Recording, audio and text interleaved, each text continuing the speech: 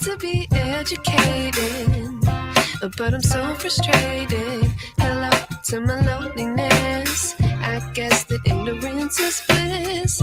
Take me back to before the new. Rewind, take it out of cue. Innocence can be a young man's game. Signed up for the hall of shame. I wish I knew how much I missed. I know screw when we play our roles and ignore the problems.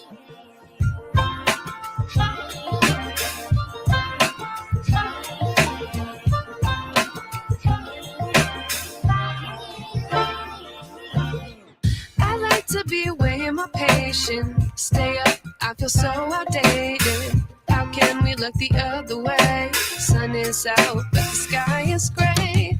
What would happen if I took a chance? It's always hard at first glance.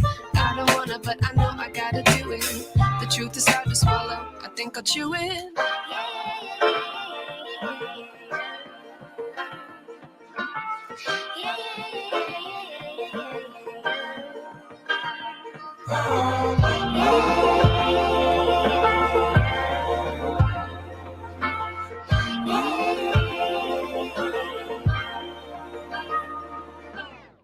I wish I knew how much I missed. I know that we're all screwed when we play our roles and ignore the problems. I wish I knew how much I missed. I know that we're all screwed when we play our roles and ignore the problems. I wish I knew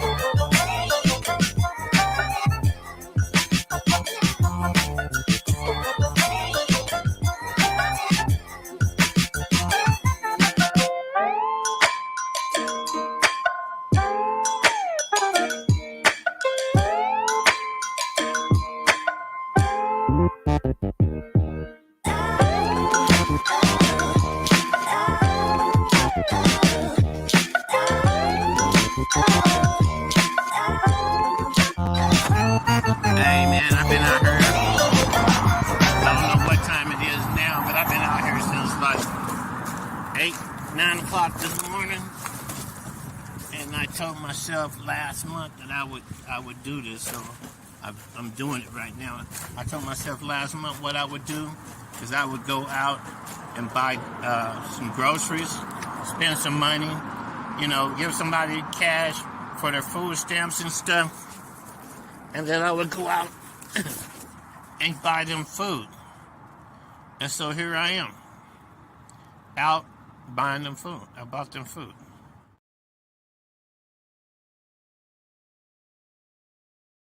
So as you can see, my chair is doing what it's worth. I'm getting more value out of my chair than you could imagine. I'm breathtaking. I'm a little winded too, but look, I got a basket full of groceries right there to share with the homeless. I got some hot dog buns and some hamburgers. I don't know if they're going to be able to cook out here or not, but if they can't, I'll just take it home, cook it, bring it to them when I'm done. When I get it all ready, I'll bring it back out to them. I got chips, I got waffles, I got soda, I got ribs. I can cook them. I got this ham, pastrami. I got me some Rockstar, of course. Then I got them some tuna, some menudo. I tried to get cans that had an opener on the top of them. I got on some chili, some hormel, bread over there. Back here, I got on some apple fritter. I got some Hot Pocket. I got some puffed cheese puffs. I got some pasta roni. Down there, I got the goldfish. I got an 18-pack of chips. I got multiple bags of pasta roni. I hope they got hot water somewhere. Then back up in here. Let me put that back over there. Like my new tray. Look at that tray. Look at that tray. It's sitting on there like it was born there. And it's stable and it is on. Look at me in that basket. The extra large basket. And then I got the other basket down here. It's got orange juice and stuff in it. And some sodas. But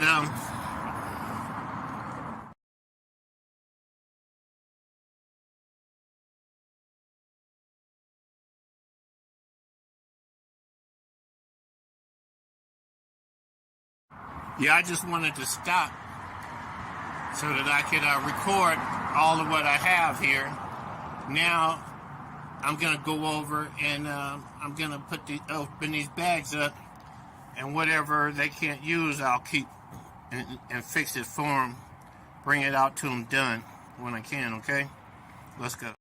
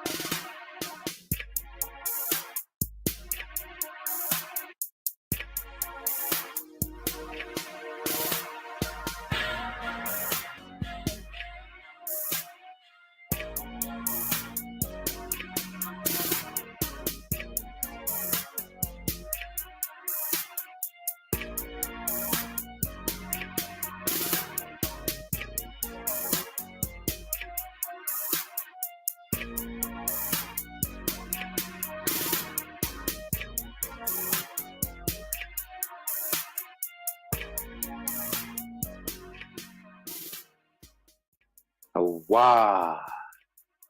Hey, much love and respect. Pura vida, mi gente. Thanks for tuning in once again.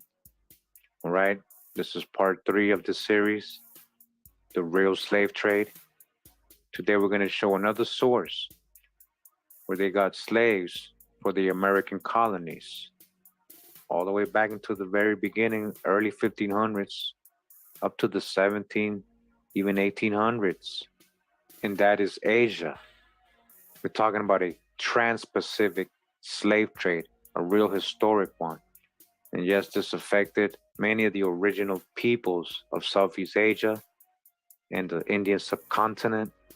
We're talking about Swarthy, indigenous, so-called Negro people, so-called Black Asiatics.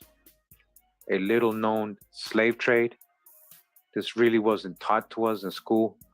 This really wasn't taught to me personally when I was a kid in school, the way we're going to talk about it today. And when we're looking at the pictures of these people so you can see who really was being enslaved, and we're going to learn that the word Chino does not necessarily mean what we think of Chino today. A lot of people think automatically a Chinese person, a modern Chinese person, but that's not what they were referring to in the 1500s, 1600s, in the Spanish colonies. Make sure to check out part one of this series where we show who the Spanish and Portuguese were enslaving as well. That's the American Indians. Then you can go on to part two where you can see another source of slaves, which was Europe. All their undesirable people they were sending over to the American colonies. And again, today we're going to show a third source, and that was Asia. Before we begin, I just want to make something clear.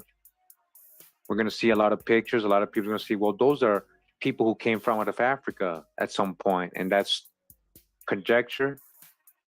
A lot of these people, most of these people, we've shown it. We've done a video on the Andaman Islanders. Their haplogroup does not go back to Africa. It's actually an Asian haplogroup. They are Asians. They are part of the original Asians. Have nothing to do with Africa.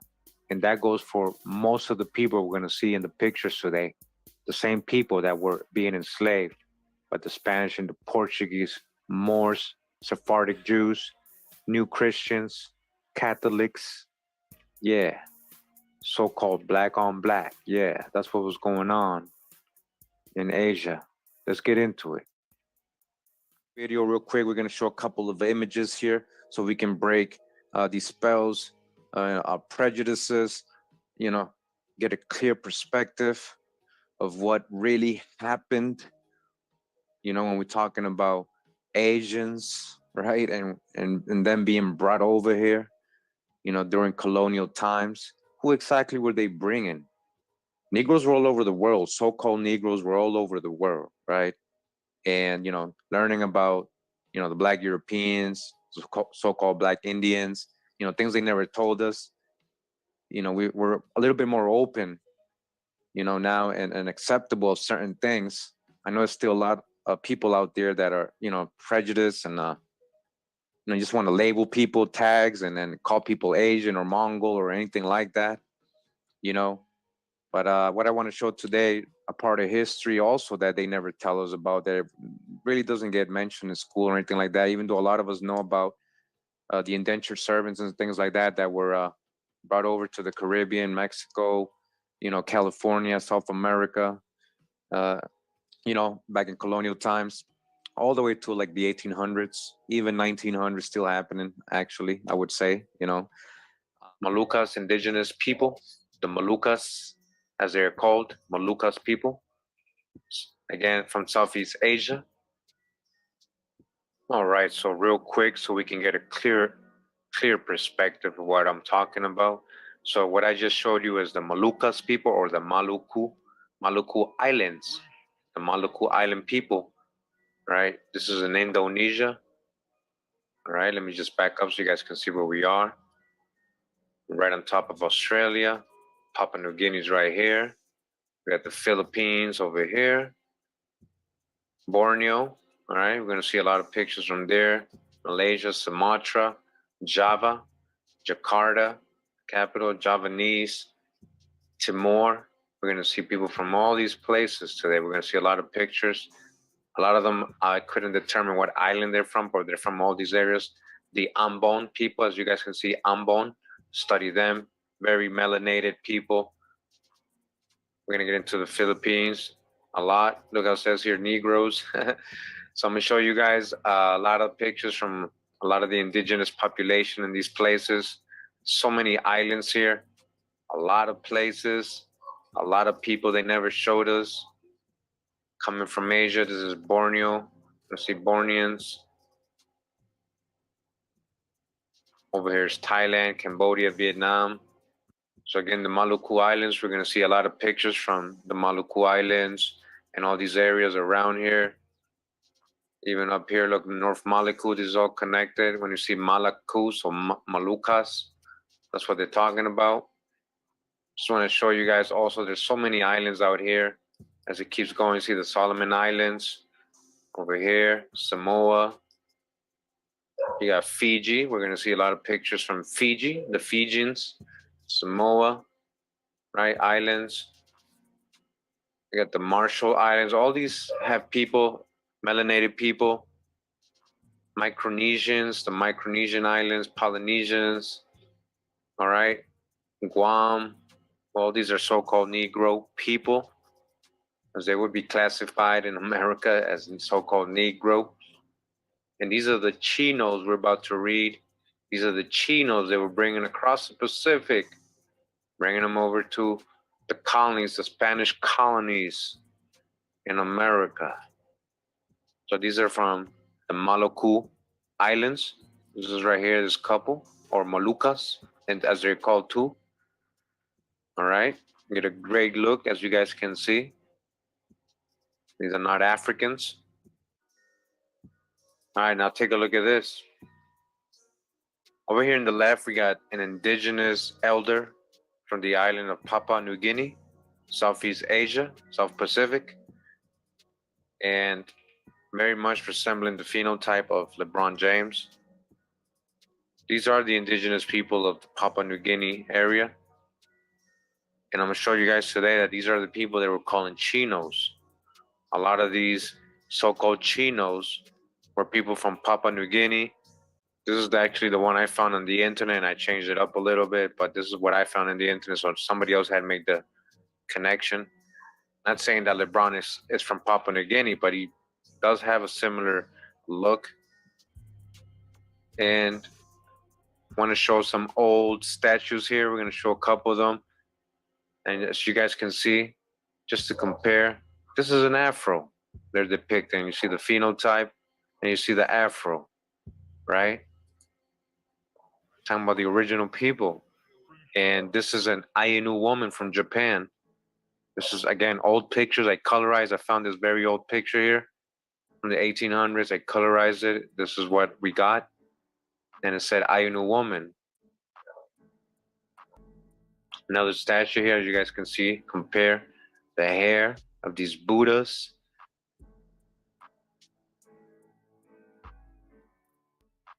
Just another one right here to compare. As you guys can see, look at the hair.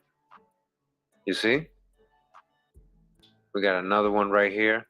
I mean, just look at the phenotype. That looks like a lot of people I grew up seeing in Boston. And then look at her hair. I say her, I could be a male, but look at the hair. Again, the woolly curly hair. And we got here a Champa king of the Vietnam old Champa culture. All right, and you see the phenotype. Just like when you're looking at the Olmec heads, what's the difference? You know, you look at this and, you know, got to do the same. You got to see. And of course, you got a beard and a mustache, you see.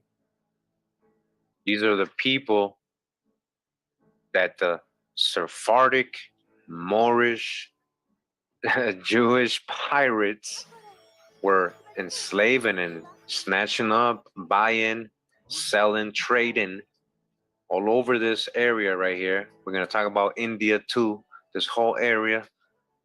A lot of the eastern part of India, even though they went up on this side too. A lot of this side, though, on the eastern part, was raided. There's all these coastlines raided. They had help with local indigenous people who had wars with other tribes.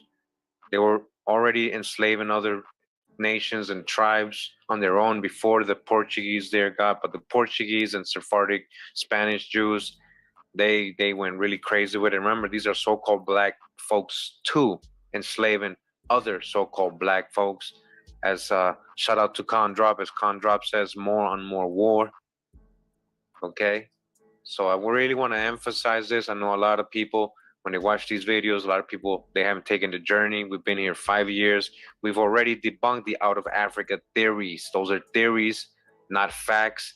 They're basing all that stuff based on ape bones. The bones they talking about in Africa come from apes, not modern human type. They're not modern Homo sapiens sapiens. Just do the research. All right. As you guys can see, we're talking about a whole different area right here. When they told us about slavery and people getting enslaved and a transatlantic slave trade, remember? They told us it was on this side of the world, West Africa, and they were bringing all these people over here, right? They never really emphasized this side, the Pacific. They never emphasized this massive, massive trans-Pacific slave trade. These so-called Chinos, so-called Negroes, they never told us about. All right, you guys gotta break the spell. This ain't personal. Gotta graduate from 1993. Pan-Africanism, that's been debunked. You guys gotta catch up. So we're gonna learn a lot about the Trans-Pacific slave trade today. We're gonna learn about the Manila galleons, okay? The flotilla between Manila and Acapulco, or Mexico and the Philippines. The Manila galleons are very famous, and you actually study this trade from Asia, Trans-Pacific trade, right? They kind of sugarcoat everything. They just talk about how they were bringing over exotic goods, porcelain, ivory, spices, and all this other stuff except slaves. They kind of sugarcoat it. The archaeology of Manila galleons. Manila galleons are the stuff of legend. Active for 250 years, they were the vehicle for people, products, and ideas between Asia and Spanish world. Among the biggest ships of their time, they were built to endure one of the most difficult navigations, the crossing of the Pacific Ocean, which sometimes lasted half a year, right? 6 months in the ocean. A middle passage, guys. I'm gonna show you who was going through this middle passage on the way to New Spain, Mexico. The Manila galleon in California. Yeah, it was going all the way to California. This Manila galleon, all right? I'm going to show you what it was doing there. It was literally transporting slaves, guys. Again, when you read about this stuff, they don't tell you about any slaves. The Cebu Acapulco galleon trade. Next page, it says the Manila Acapulco galleon trade. The Manila Acapulco galleon trade is the more popular name of the Philippine-Mexico galleon trade. The ships used in this trade were called the Manila galleons. They were among the richest trade ships for their time, competing with the Silver Fleet of Peru and the India Fleet of Portugal. On their way to New Spain, as Mexico was called then, the galleon's cargo holds were filled with silk, spices, porcelain, cotton, musk, wax, and curiosities of the East, which were sold at very high prices at the market fair in Acapulco. I guess by curiosities of the East, they mean the slaves, because they literally left them out, guys. I'm going to show you what was the main profit of this Manila galleons. It was slaves. We're going to read the history. I mean, everywhere you read about the Manila galleons, you know, they don't really talk about the slaves. It says they were Spanish trading ships for 2.5 centuries, all right, 250 years, linked to Spanish crown's wealthy royalty of New Spain. That's 250 years of slavery, guys, over from Asia to America.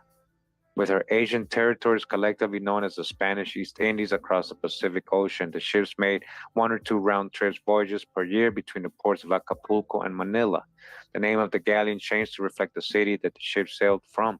The term Manila galleon can also refer to the trade route itself between Acapulco and Manila, which lasted 1565 to 1815, guys. When did they outlaw importation of slaves? 1809. We're still doing it in 1815 on the Pacific. So where's the Africans? I'm going to show you what I mean. All right. We already saw part one of this and part two, right? Where we showed two sources of slaves that was covering these years as well. Now we're going to show you another source that's covering these years. The Manila galleon sailed the Pacific for 250 years, bringing to the Americas cargoes of luxury goods such as spices and porcelain in exchange for New World silver. All right. And again, they're not going to say nothing about any people being transported, any slaves. All right. They don't want you to know. They want you to think everybody was brought from Africa that was a so called slave. These are Aeta children, 1930s Philippines, the Aeta, very ancient people in the Philippines, no doubt. All of them have these features with the woolly, curly hair, very swarthy. And these people were also being labeled chinos as they were being taken in this middle passage through the trans-Pacific slave trade, colonial times. These beautiful children right here. Take a look. It says an Ayeta woman and a child from the Philippines, also from the Ayeta tribe. They are thought to be among the earliest inhabitants of the Philippines, preceding the Austronesian migrations. Before the Austronesians, these are the people who were there anciently. They're not Africans. They've been there since creation. They're original to that part of the plane, the earth, the world. All right, so we're going to talk about, Filipinos as well, and how they were, how they had a huge slave market in Manila in the Philippines. Just want to remind everybody, again, we just saw some pictures of some Philippines, but I want to show some more drawings here now, get more perspective. It says here, exhibit of a racist cartoon depictions of Filipinos. All right, depictions of Filipinos. And it says here, Imperial Dreams. And you can see here the Filipino, You see how they're depicting the Filipino, right? Go to another image here. This again, these are Filipinos. Another image and drawing. So it's here Filipino Negro and Southern Negro. This franchise Negro. And it says, make the Filipino free, give him self-government, Dr. Jekyll Bryant. And it says, the Southern Negro must not rule, he must not vote, by order of Mr. Hyde Bryan. All right, you see that? And it says, for one Negro and against the other, Dr. Jekyll Bryan and Mr. Hyde Bryan. All right, very interesting and very telling, right? And then I got another one here. This is Uncle Sam, right? It has Puerto Rico. Very interesting one. Look at Puerto Rico, right? You see how Hawaii? That's Cuba. You see all, right? As you can see, that we're depicting Ladroni. It says, and Philippines right here. Philippines, Ladroni, Cuba, Hawaii, and Puerto Rico, right? Also called Negroes, right? Philippines included. Here's another one here. It says political cartoons and Filipinos. And this one right here is the Filipinos. You can see in his feathered headdress or whatever that is from his head. Then you got Hawaii, Cuba, right? Very racist. But see how they're depicted because they knew, right? The original Filipinos. Here's another one. It says Philippines, and it shows this guy right here. Again, not Africans. These are not Africans. This is another one. It says here, the Boston Sunday Globe, the Boston Globe, expansion before and after. And it shows the Filipino before expansion, right? And then it says the Filipino after expansion, all dressed up, right? You see how they're drawing? That's the Filipino. And shout out to 432 The Drop Radio. Learn a lot from Con Drop. And it says here, images from the past, stereotyping Filipino immigrants in California. All right, from the Santa Clara University. And look at the image they got here. All right, Uncle Sam holding a Filipino baby, right? A Filipino baby. Information wanted. It says, Uncle Sam, now that I've got it, what am I going to do with it? You see, they don't know. They brought them all over here. They brought who? The so-called Filipinos, so-called Negritos. So-called Chinos. We're gonna read. All right, this is a Filipino. Break the spell. And this is an awesome pick. Wanted to definitely find another Fiji with a so-called Afro pick, right? Fixing up their hair, and I found this one awesome, as you guys can see. All right, you see her hair, the woolly, curly hair. All right, this is a Fijian woman. Awesome pick right here. This girl is from Sumatra, Indonesia. They wore these type of headgears, looking like one of the Star Wars characters from a different planet, right? But that's what I'm saying. Where do they get the ideas in those movies, right? Just from the tribal people of this earth. Here we have Rais Monoarfa, the Prince of Kerajaan, Gorontalo, posing in 1870. Later, he became Dojo Gugu Kota. He died in Manado. All right. Rais, the Prince of Kerajaan. Look at him. All right. This is an Asian. Look at him. So swarthy. Look at his phenotype. So very cool picture. He looks like a pretty serious young man. And here we have people in the Rubiana village of New Georgia, Western Solomon Islands.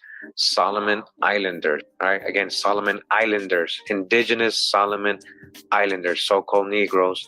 And again, being enslaved by the Portuguese and Spanish, being brought to Americas and being labeled so-called Chinos. Chinos. Here's your Chinos, guys. Here we have Sri Sultan Hakem Kubuwono the sixth, also spelled Hamenkubuwana VI, was the sixth sultan of Yogyakarta, of the Yogyakarta Sultanate, who reigned from 1855 to 1877. Javanese, all right? This is a Javanese monarch, all right? Javanese monarch, you guys can see, so swarthy, royalty, original Javanese, so-called Negro, so-called Chino. We have 3 employees of the Dutch East Indies Public Works Service in Lombok, Indonesia. Lombok, Indonesia. Look at these. Indonesians, so-called Negro people. Indonesians, so-called Chinos. Here we have the princess of the Mindanaos, dancers in the Philippines. Look at her. Look at her. Filipino dancer. Look, princess of the Mindanao. She's a princess, guys. She's a princess, an Asian princess. Look at that, from the Philippines. Beautiful, right? Beautiful. Awesome picture I colorized. Love these pictures. The princess of the Mindanao's dancers. All right. Go ahead and read this book right here, which is called Asian Slaves in Colonial Mexico, From Chinos to Indians by Tatiana Sejas. We just hear Chinos to Indians, so a lot of people like to kind of generalize and assume when they're talking about Chinos, they're talking about modern day Chinese or people from China, looking people, pale skin, straight hair, what we picture of Chinese today. But actually, as it says in this book, I'm gonna read it to you right now in the introduction. All right, it says, during the last 16th and 17th centuries, countless slaves from culturally diverse communities in the Indian subcontinent and Southeast Asia journeyed to Mexico on the ships of the Manila Galleon. Again, from where? From Southeast Asia, all right?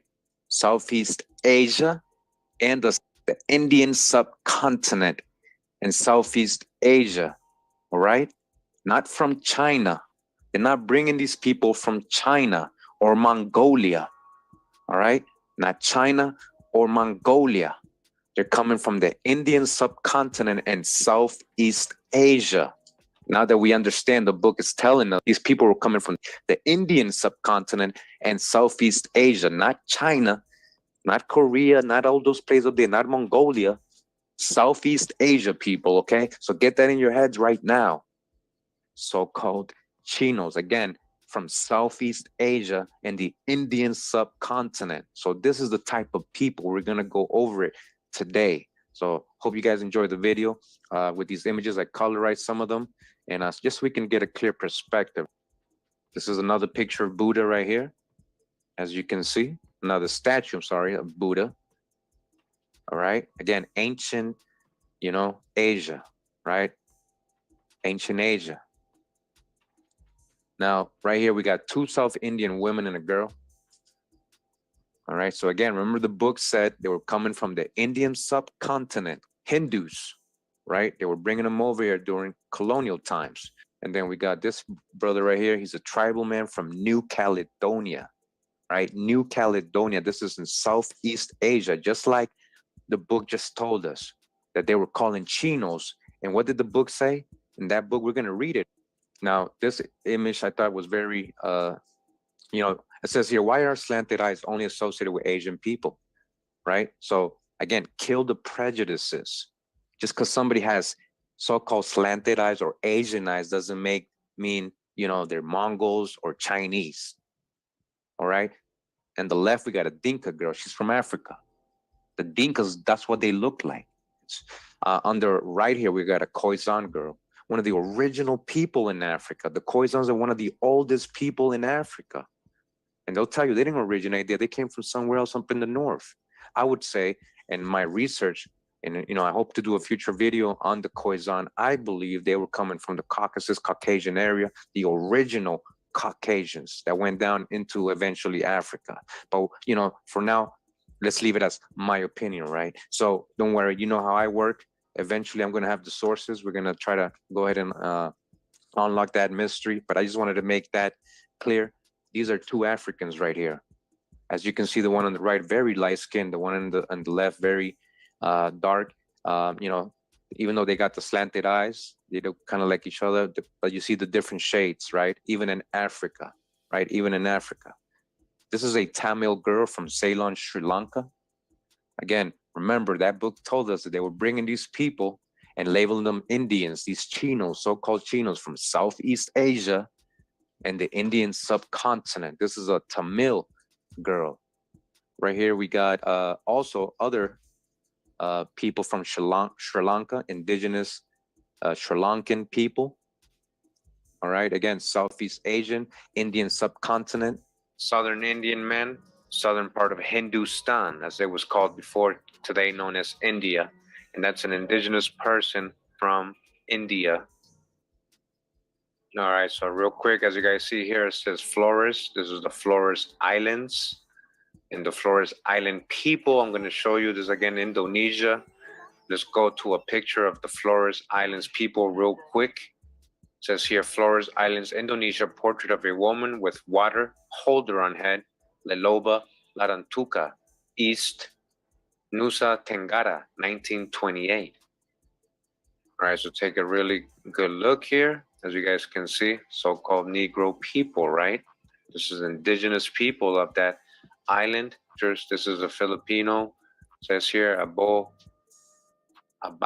Bo Cotabato, Mindanao, from the Mindanao region in the Philippines, right? In the Philippines. Mindanao region in the Philippines. And then we got these two right here, also from the Philippines. It says Hunters with Bows and Arrows, Philippines, 1890. All right, take a very good look. As you can see, when they're drawing their little cartoons, they're not just exaggerating, they're actually depicting a Filipino. All right, that's a Filipino. All right, that says here, Philippines. Filipinos, all right? They're not exaggerating. All right, of course they got a little racist, right? But they're actually depicting it as the indigenous people of that area. We have here another, says here, father and son of the Philippines. As you guys can see, from the Philippines. All right, indigenous people from there. They're not from Africa. You got to break the spell. This is a Hindu right here. As you guys can see, they don't also, when we look, we picture Hindus, we picture something else. This is a Cheru man, Aboriginal Hindu from the Palamau region of India. All right, as you guys can see, take a good look.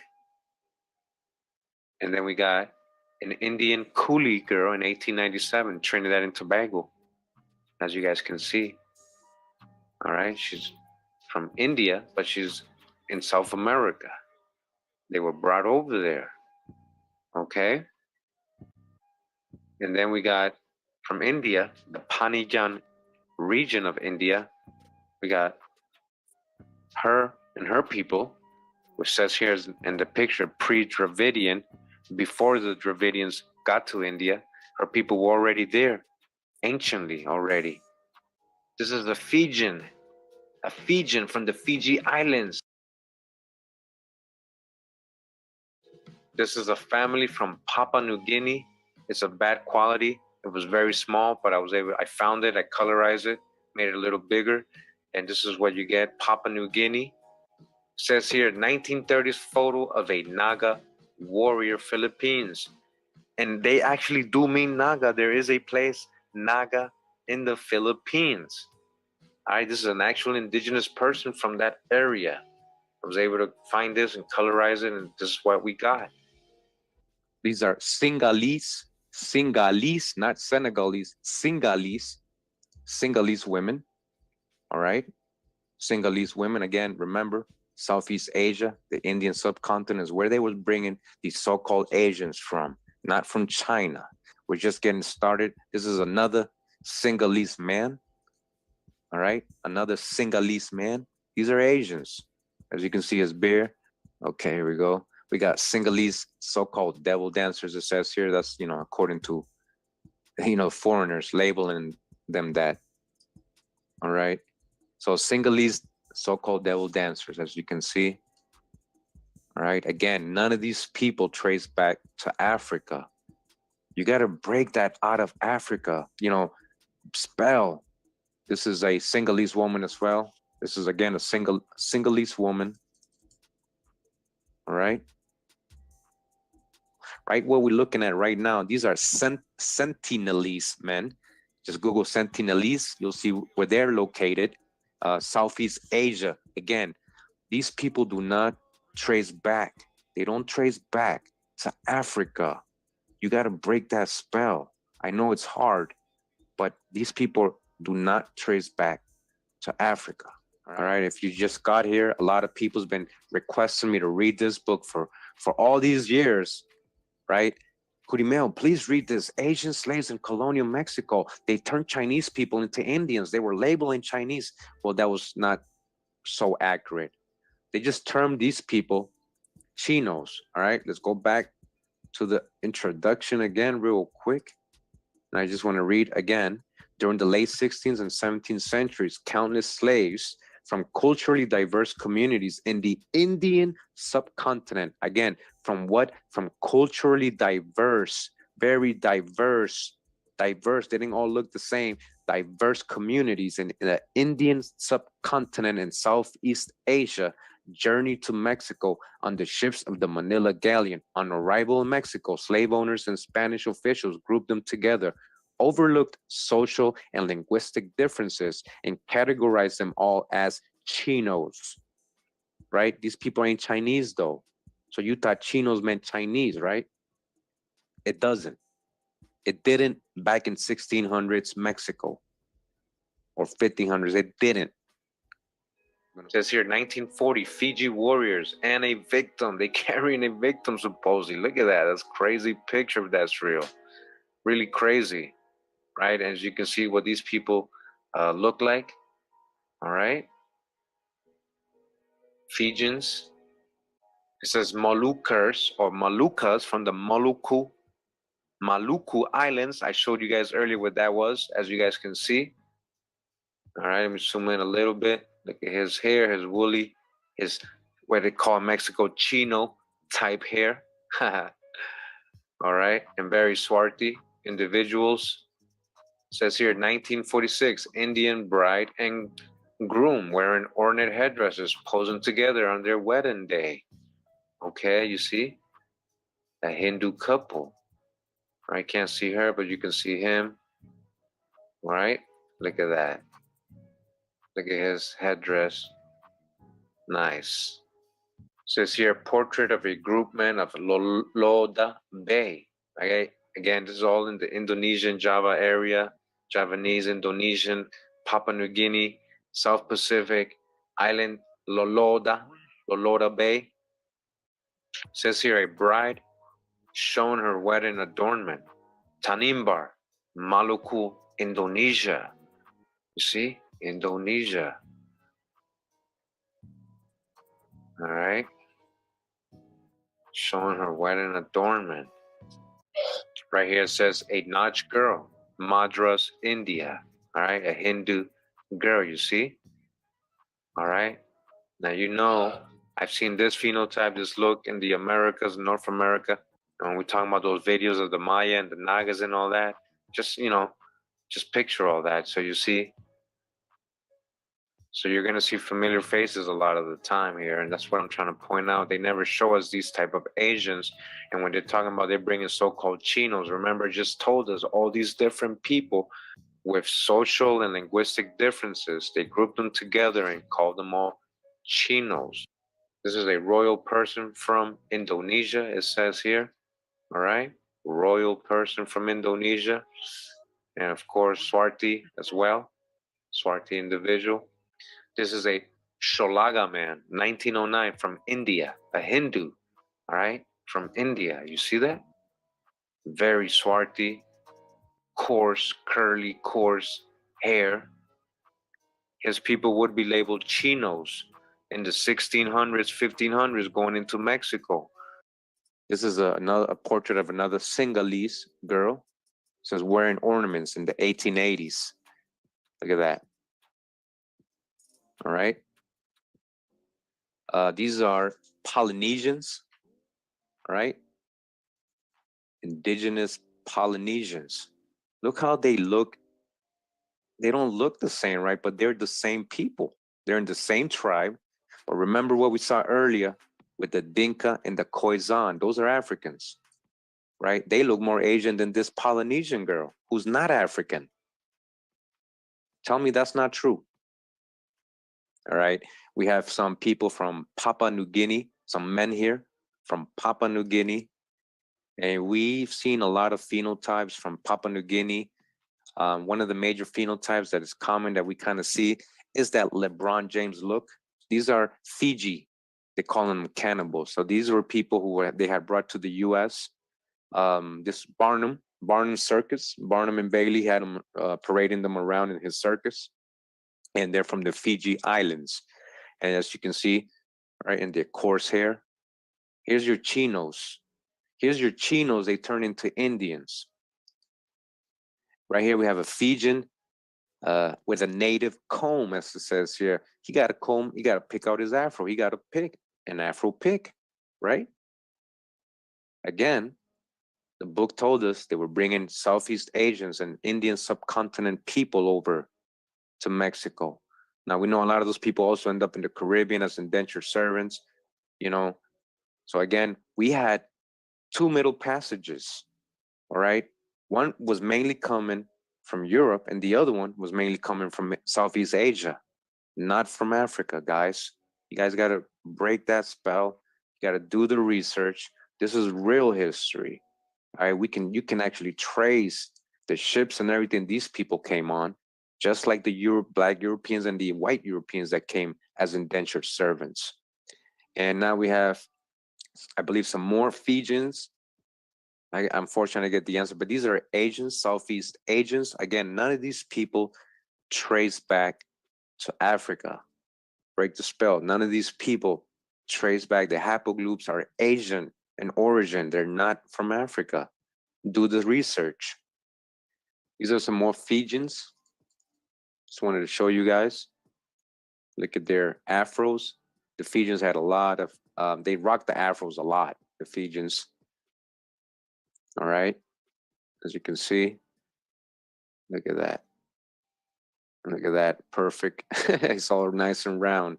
He keep it nice and round, all right? You think afros started in the United States? No, it didn't. I'm serious, it didn't.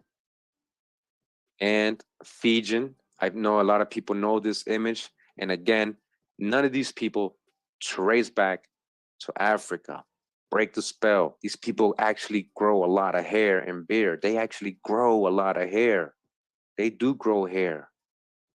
Again, that book told us they were bringing slaves from Southeast Asia. Fiji Islands is in Southeast Asia. And the book is going to tell you a lot of these people were being labeled Indian. Now, if they didn't get labeled Indian, what do you think they got labeled as?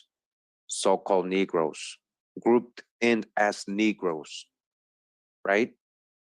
They get grouped in with Black Europeans. They get grouped in with the so-called Black Indians.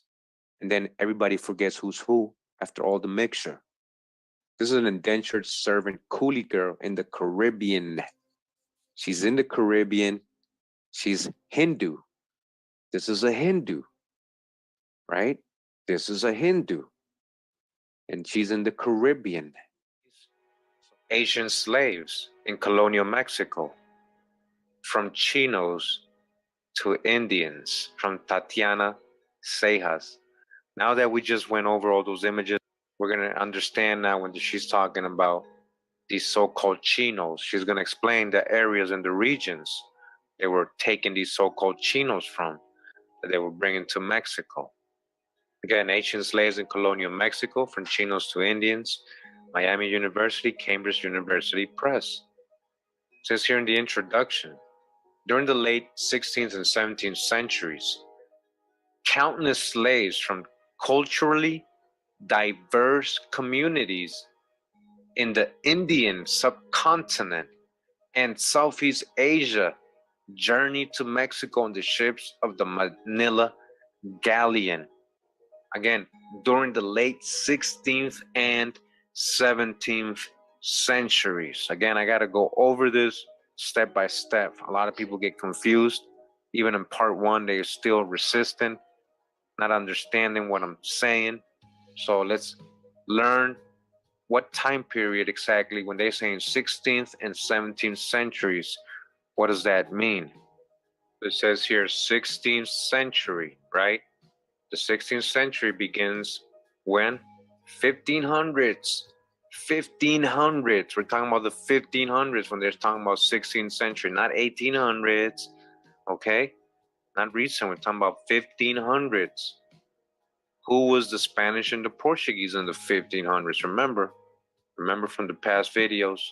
So then we go to 17th century, and that starts when? 1601. So that's the 1600s. All right, let's go back to the book. Again, during the late 16th century, so that's the late 1500s, and the 17th centuries, right? 1600s. So all this is before the 1700s. This is still in the 1600s and 1500s, right? What happened during that time? Countless slaves from culturally diverse communities in the Indian subcontinent and Southeast Asia, all right, not Africa, journeyed to Mexico on the ships of the Manila galleon. On arrival in Mexico, slave owners and Spanish officials grouped them together. They grouped all these people together from all these islands, all these different tribes, all these nations I just showed you from Southeast Asia. I'm going to show you a lot more, guys, of these different peoples that they grouped together, overlooked their social and linguistic differences, all right, and categorized them all as Chinos. They got categorized as Chinos. Chinos. All right, we're going to keep going back and forth just to get a clear perspective of what we're talking about. Remember, I have images from the 1800s when cameras was invented, 1900s, right? 1800s, 1900s. So imagine 1500, 1600. This is 400 years, 300 years before that. You know it's going to just get swarthier. The further back you go, you already know that. So imagine if I'm showing you people like this in the 1800s, imagine the 1500s. Remember they said from the Indian subcontinent, Hindus, they were taking them. This is a coolie girl in Martinique. This is a coolie girl in Martinique from India.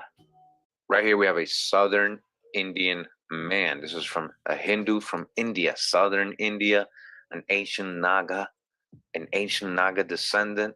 All right, take a good look. This is an Indian Hindu. This is a Hindu. All right, so that picture and many other pictures of the Southern Hindu tribes can be found in this volume series, Castes and Tribes of Southern India. There's actually many volumes of this. This is in volume 3, just for example. We're going to go into it real quick. And you guys can see right there we have, all right, remember this is from India, Southern India, Kadir, it says here. And here goes the picture I was just showing you guys. All right, let me just show you guys. He's from Kadir. Kadir. Now, in the same book, let me just read a little bit of the Kadirs. And we're learning about these people. It says the Kadirs or Adans, Kadir or Kadans or Dans, inhabit the Anai Malai or Elephant Hills and the Great Mountain Range, which extends thence southward into Travancore. All right, so this Hindu man I was just showing you guys in color. All right, as you guys can see in the book, he's a Kadir, a tribal person. Kadir, he is from the Kadir tribe. You guys never heard of them, right?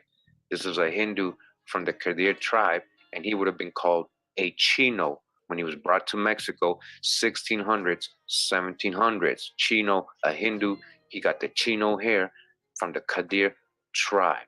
All right, so here he is in color again. You guys can see. That's where I got the image. You guys can see I'm not just making this up. This is not an African. This is a Hindu, and he's not from Africa. He's not African. And right here we have an man, a Hindu, as it says there, from the Shahabad region of India. Shahabad, all right? Ahir, from the Ahir tribe. We got the Alifuru people, the Alifuru. They try to say these people are African just because of their very swarthy complexion. Again, from the Maluku Islands of Indonesia. Indonesia. All right. Remember I showed you where the Maluku Islands was? Right here. When I started showing you another statue here. As you guys can see, just, use your eyes. For me, it's self-explanatory, just looking at it. And these are the Alfur or Alfuru people again. Most likely Alune people in the mountains of Saram Island, Saram. All these little island and regions in the South Pacific Indonesian archipelago, as they call it. As you guys can see, these are the indigenous people there. These are the people, again, these Sephardic, merchant, Moorish, Jewish pirates, right? Swarthy pirates. These are the ones, they were, again, putting on their forced labor, sent them to Mexico, calling them Chinos. Right here, we got Ambonese people from Ambon. Remember I showed you Ambon Island? Ambonese people, Maluku Island, Southeast Asia. All right, as you guys can see. And that's why when they were showing all these so-called Filipino people, I remember a lot of these people were taken to the Manila slave market first before being brought to Mexico or the Spanish colonies over there. And so a lot of them got labeled as Filipinos too, but they were from different regions. And a lot of, again, all these people got grouped together once they were in Mexico, and they were all labeled Chinos, as we just read. Chinos, right? These are Asians, original Asians. Right here, I found the old picture of in front of Angkor Wat, the temple, right? And I saw the people riding on the elephants, and they were very, very swarthy, as you guys can see. All right, look at that.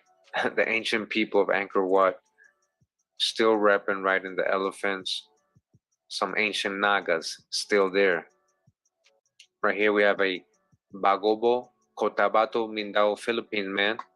All right, they call him a Moro from the Philippines, a Moor from the Philippines. That's what they call him. And right here we have a Southern India man, a Southern India man. India, right? India, subcontinent India. It just told us they were grabbing the Spanish in the 16th and 17th century. That's the 1500s and 1600s. They were grabbing people like him, bringing them to Mexico and calling them Chinos. So again, we come back to the book, and it's telling us on arrival in Mexico, slave owners and Spanish officials grouped them together, all these different people, overlooked their social linguistic differences and categorized them all as Chinos. In time, Chinos came to be treated under the law as Indians. All right, listen, the term for all native people of Spain's colonies. That's what they were calling even the indigenous people of Southeast Asia. They were just calling them Indians too. And then The indigenous people of America, they were calling them Indians too, started grouping all these people together and became indigenous vassals of the Spanish crown after 1672. All right, talking about 1600s. The implications of this legal change were enormous. As Indians rather than Chinos, they could no longer be held as slaves. This book tracks Chino's complex journey from the slave market in Manila, all right, Manila, slave market in Manila, Philippines, Manila, not West Africa, Manila, to the streets of Mexico City, and from bondage to liberty. The story of Chino slaves transpired during the 17th century in the expansive context of the Spanish Empire. Their experience points to the interconnectedness of Spain's colonies and the reach of the crown, which brought people together from Africa, the Americas, Asia, and Europe in a historically unprecedented way. All right, so I just want to tell people, got to dodge the hijack. And some of these writings here, the author still goes up with the out of Africa theories, prescribes for it. This is an older book. It says the book examines Chino's story in this broad framework, emphasizing that the history of coarse labor is necessarily connected to colonial expansion and forced global migration. By placing Chinos in this larger narrative, the study challenges some assumptions about the uniformity of slave experience in the Americas, especially in Mexico. The Spanish crown dictated the legal status of people living in the colonies, but the sprawling empire also allowed for contingency and individual agency. Chinos employed myriad strategies to gain some modicum of personal freedom. This is another Hindu woman, all right? So a whole different, kind of like phenotype. To me, honestly, she looks like many Americans I've seen. I've seen in pictures, movies, TV. So who's to say, who's who based on only on appearances? Another Hindu woman, just want to show you guys. Indentured servants in the Caribbean. All right, so I don't know if she's making tea for herself or if she's a servant, but this is an indentured servant where I found the image. We got a Hindu girl, all right, and this is in India. This is an image from India. I colorized, very old picture, really from the 1860s or 70s, I think it said. And yeah, this is a Hindu girl, as you can see. Let me just close up a little bit more. Remember the book, all right? Remember the book. We have some Fijian women, some beautiful Fijian women in the traditional clothing in front of their huts, all right? Or chief, as you can see, all right? This is an East Indian woman in Suriname, all right? She was an indentured servant, ended up in Suriname, right? South America. She ended up in South America in Suriname, all right? Suriname. She's a Hindu. This is a Hindu. Right here we have a photo of a Taiwanese member of the indigenous community, all right? This is from Taiwan. Again, this is an old picture that colorized. This is a Taiwanese or Taiwan indigenous man wearing what is thought to be a Formosan clouded leopard pelt, was taken by Japanese anthropologist Tori Rizzo circa 1900, University of Tokyo. All right, again, a man from Taiwan, Swarty. This is a Southern Indian man. I got this from that book I showed you guys earlier, The Caste and Tribes of Southern India. All right. And it was in black and white. And as soon as I saw it, I was like, wow, I have to colorize this. And just look at him, man. Just look at that hair. And look at his phenotype. Look at his complexion. This is a Hindu. Your so-called Chino they were bringing to Mexico. So dodge the hijack. What a great picture, right, guys? Look at him. Just look at that. Wow. Here we have Bagobo Group, Cotabato, Mindanao, Philippines. All right. Filipinos. Very swarthy Filipinos, a lot of them with the woolly hair.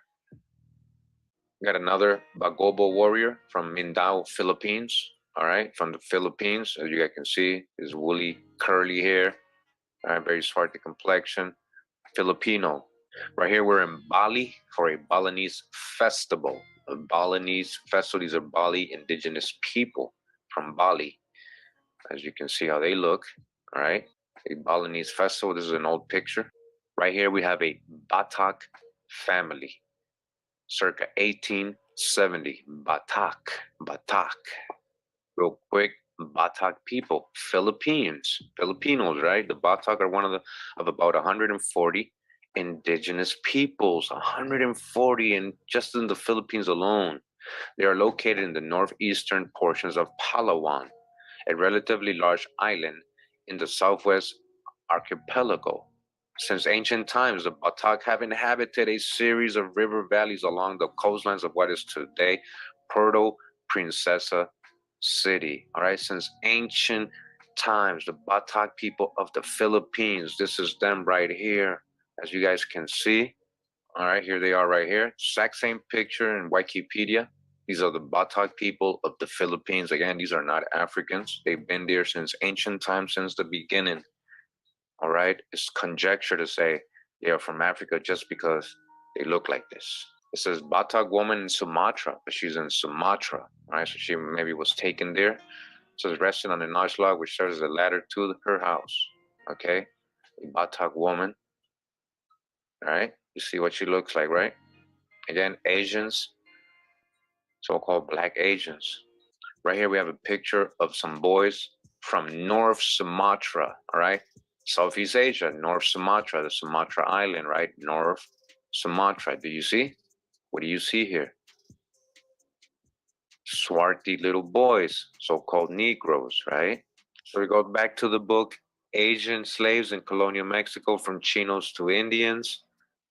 I'm gonna read here from chapter 1 real quick, little bit. It says Catarina de San Juan, China slave and popular saint. She became a saint. She was a China slave though. China, remember who they were calling Chinos now. Now you got a clear perspective. It says around the year 1610, a young girl was seized from her homeland in South Asia and taken to the city of Puebla, Mexico. So in 1600, right? 1600, she's from South Asia. These are Swarthy people, where she became a popular saint named Catarina de San Juan. She was unique in that churchmen crusaded to canonize her as an exemplary Christian after her death, but her life trajectory closely approximated that of other Chino slaves who made the journey from Asia to Mexico in the 17th century. Again, that's the 1600s. With them, Catarina witnessed the same legal and social changes that turned all Chinos into Indians.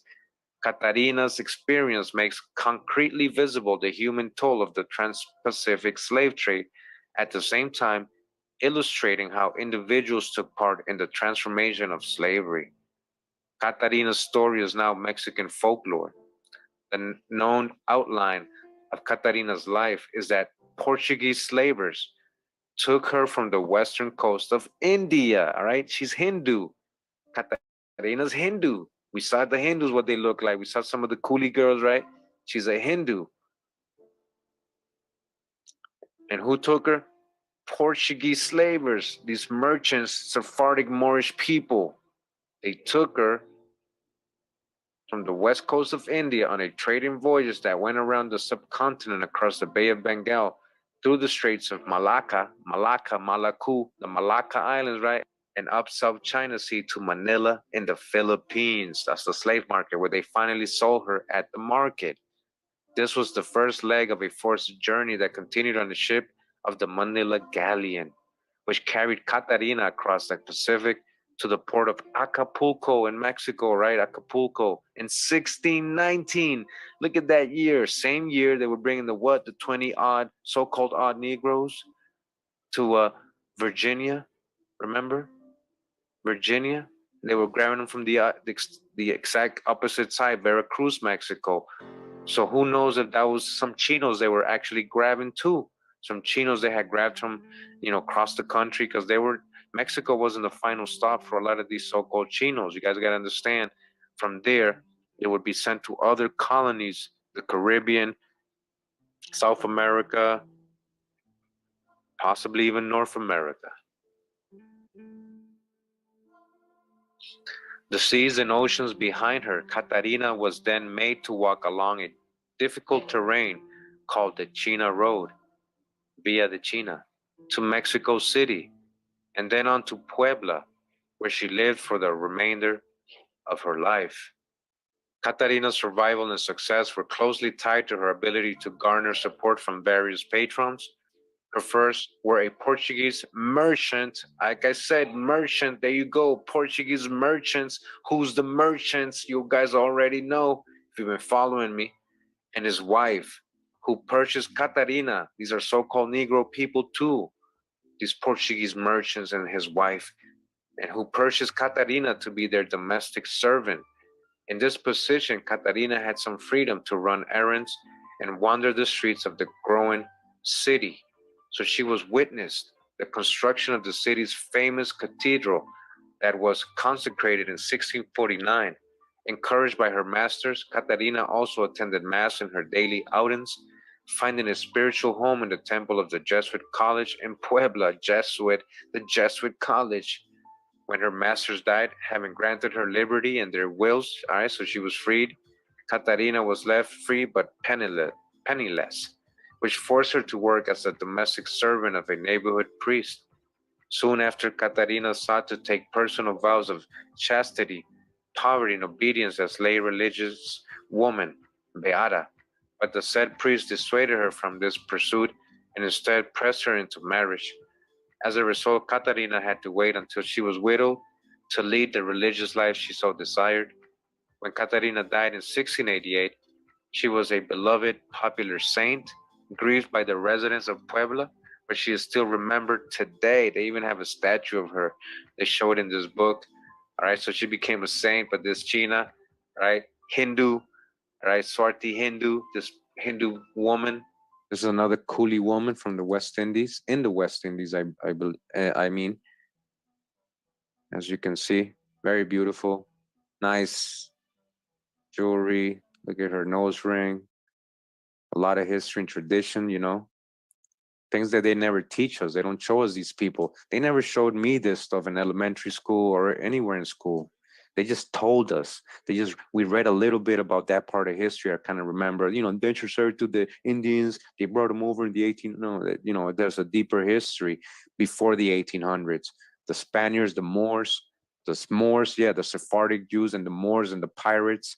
Those pirates that were going over there, the Portuguese and the Spaniards, who were Moors. They were going over there, enslaving these people like her, bringing them over here to America. And as the book we just read said, a lot of them were eventually in Mexico. A lot of them were being classified as Indians, right? Or a lot of them chose to be classified or pushed to be called Indian so they can get out of their slavery status.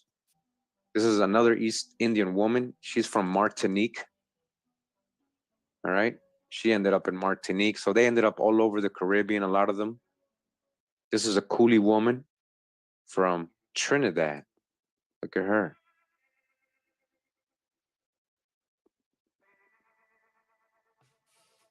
We got another coolie woman from Trinidad. Again, these are Hindus, Indian subcontinent and Southeast Asian slaves, descendants that they were bringing. You know, these are the same ones they were bringing even in the 1600s. All right, and right here we have Cambodian princesses. All right, Cambodian princesses. All right, let me just show you. Zoom in, and as you guys can see, very swarty, very swarty. So zoom out again. You guys can see the whole gear. All right, princesses from Cambodia. Says here, this is the celebrated Dato Mandi, upon whom honors were conferred by the Queen Regent of Spain. This is in the Philippines, all right? Dato Mandi from the Philippines. This is a chief of the Savai, one of the Samoan Islands.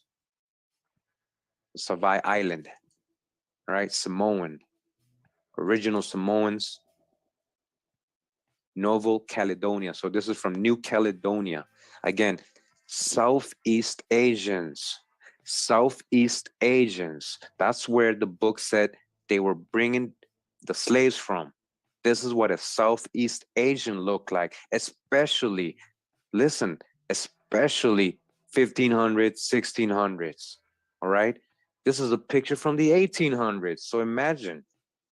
All right. So, real quick, we're going to just show a picture from Ceylon. Where is Ceylon? Ceylon is right here in Sri Lanka. All right. Sri Lanka. We're going to see a lot of the Ceylon people too today.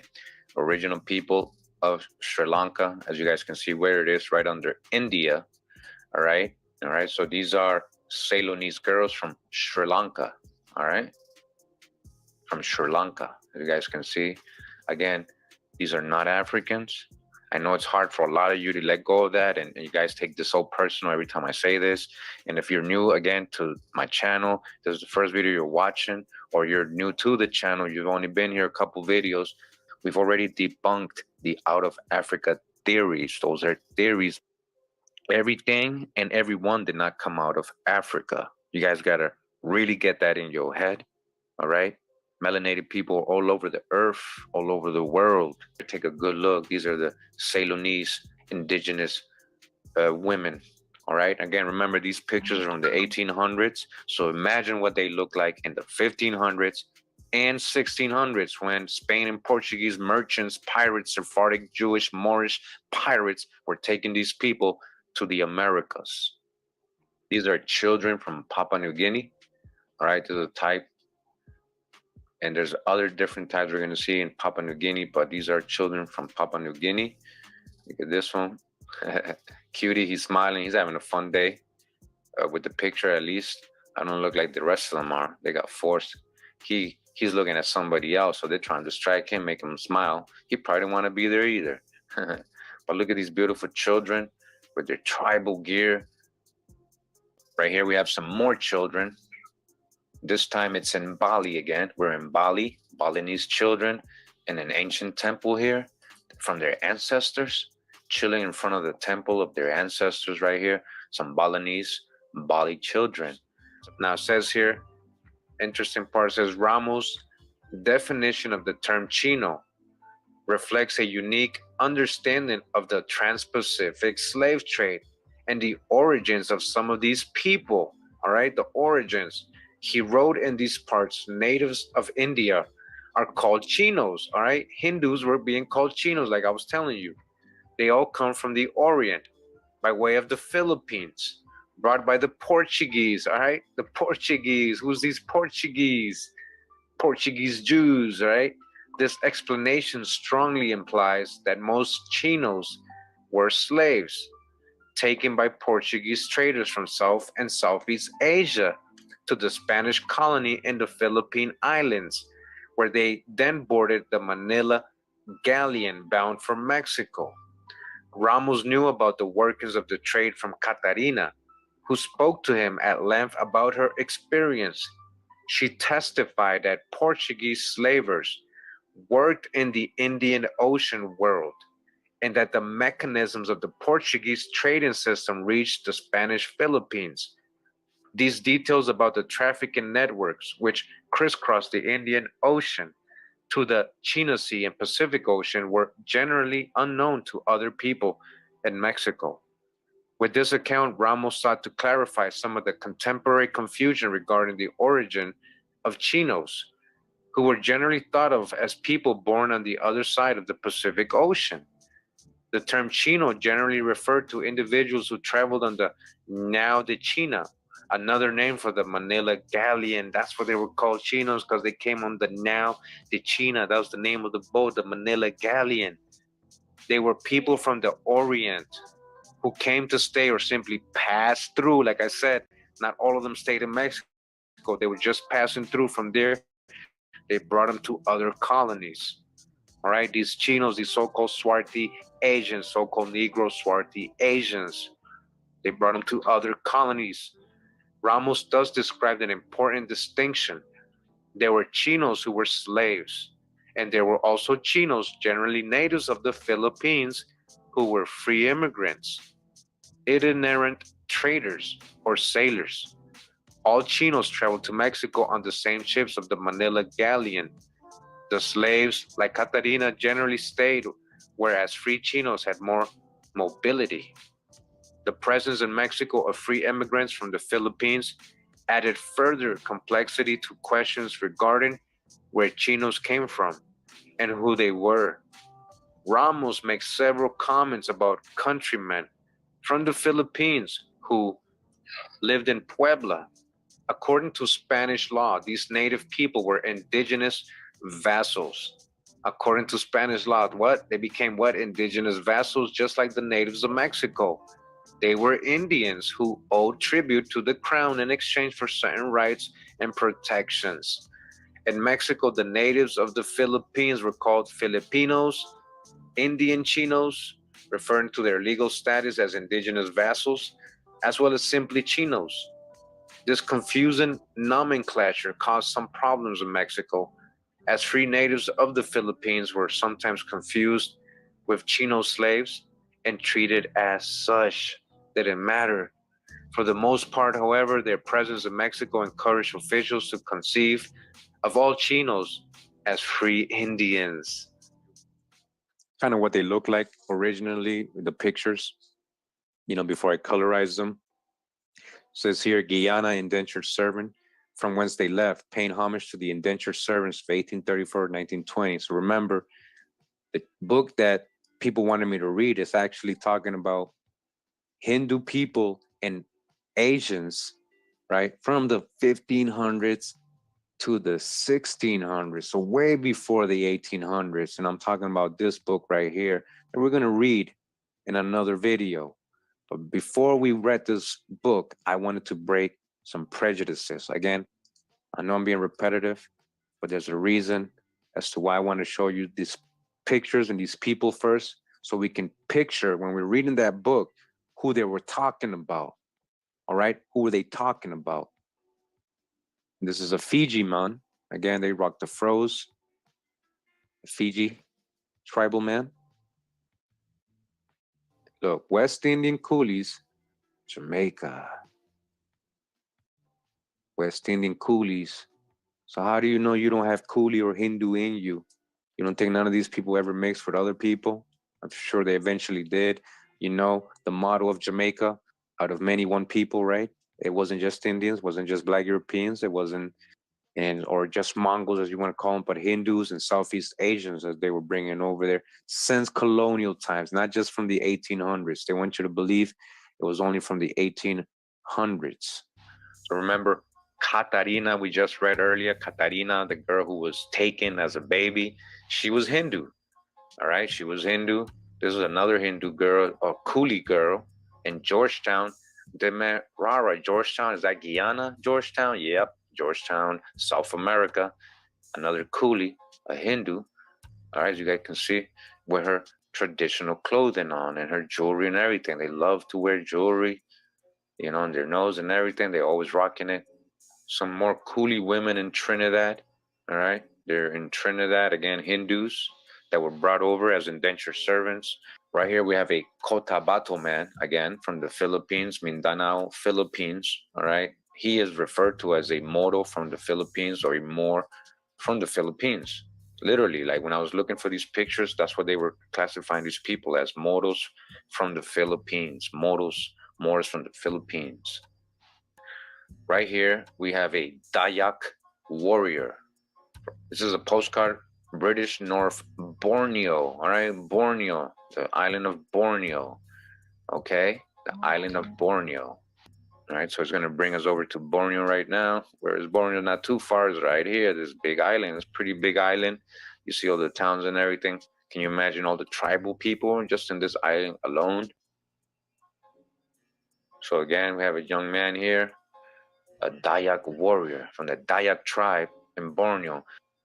Also emphasize his hat, looking like a turban, looking much like what the Seminoles and a lot of the southeastern North American tribes wore. All right, you guys know what I'm talking about. Show you many Seminoles with this type of hat. Look at the feathers, and look at the feather. Is there an ancient connection to the Americas? And I would say, no doubt about it. Who are the ancient Nagas? The Devadasi Indian women the Devadasi. This is a very old and small picture that I found, but you can see what she looks like. All right. And right here it says, this young girl in this photograph taken by French photographer René Tetard. The photo was taken in Lao Cai, an old town located in the Tonkin region of mountainous northern Vietnam. Vietnam. This is an indigenous woman from Vietnam. Take a good look at her. All right. Vietnamese. This is Katarina's hagiographers express an ambiguity about her birthplace that reflect the diverse origins of Chino slaves. Katarina could not remember her origins because slavers stole her away when she was just a little girl, dragging her through distant provinces and confusing her sense of place. One possibility is that she was from Surat, as Portuguese traders controlled that port before 1615, which was when she was kidnapped. According to Ramos' account, she was a poor girl from China, Mogor, or India, picked from among the thorny bushes and hidden jungles of Kambaya and Bengal. Are they talking about India? From the perspective of people living in Mexico, King China and Mungal India were apparently indistinguishable as faraway places where Chinos came from. So to Mexicans, it was all the same, from China to India to Vietnam to, it was like all, to them it was all Chinos. Philippines, Papua New Guineas, to them they were all just Chinos. Catarina's testament from 1686 recorded a similar conflation of geographic areas. It reads, Catarina de San Juan, natives of the Mungal Kingdom in the Philippines Islands. Catarina dictated the will, so the notary was the likely author of this geographic reference rather than something she actually thought. Either way, it reflects the contemporary tendency to combine unknown regions. It says here, Indian slaves, indentured laborers for British profit. Again, when they're saying Indian, they don't mean American Indian. They're talking about Hindu. All right. It says here, Trinidad and Tobago experienced an influx of tens of thousands of Indians during the 19th century. Some Indians came directly from India. Many are descendants of indentured laborers. All right. Many are descendants of indentured laborers. All right, look at that. It says East Indian immigration, Guyana. All right, East Indian indentured immigrants in Guyana. As you go. Again, these are the so-called Chinos. They were labeled an Indian in Mexico. Yeah, soak it all in. Empty your cup, break the spell. Says here, Indian slaves, indentured laborers for British profit. And again, Trinidad and Tobago influenced tens of thousands of Indians, right? Hindus, tens of thousands of Hindus. Hindus.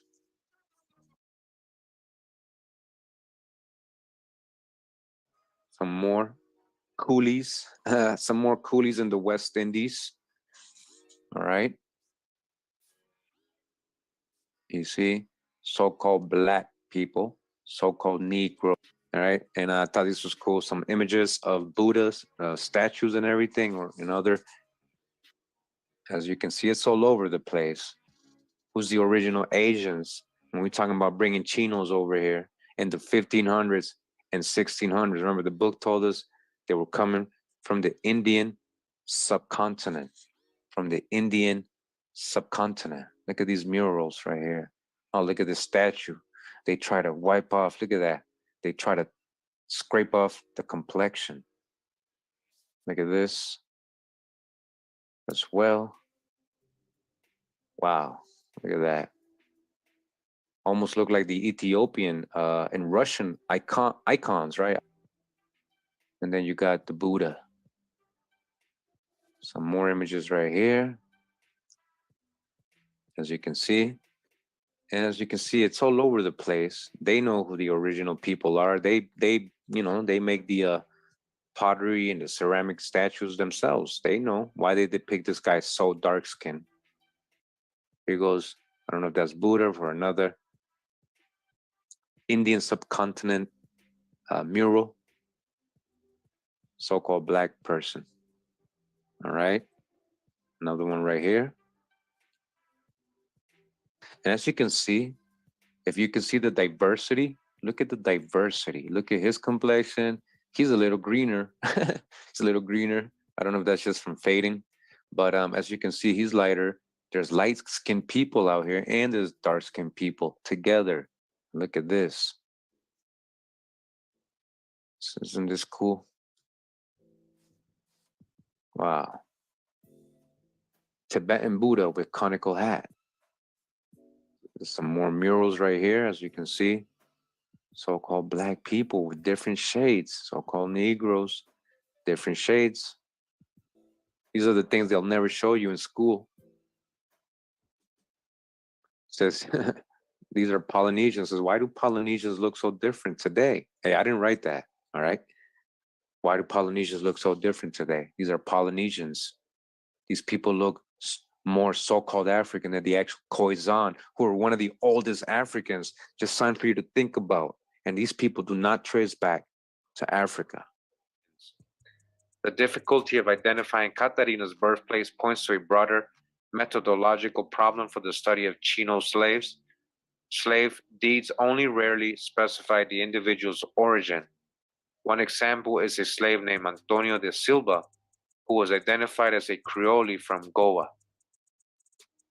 Instead, most slave deeds simply stated where the slave was last purchased, usually in Manila, with no reference to the person's birthplace. All right, so a lot of these people, again, guys paying attention, is that they were coming from these other islands: Papua New Guinea, Ceylon, Sri Lanka, the Maluku Islands, Borneo, Bali, India, because their last place of record was in Manila or the Philippines. That's where people jotted them down as being born in Manila or Filipinos, right?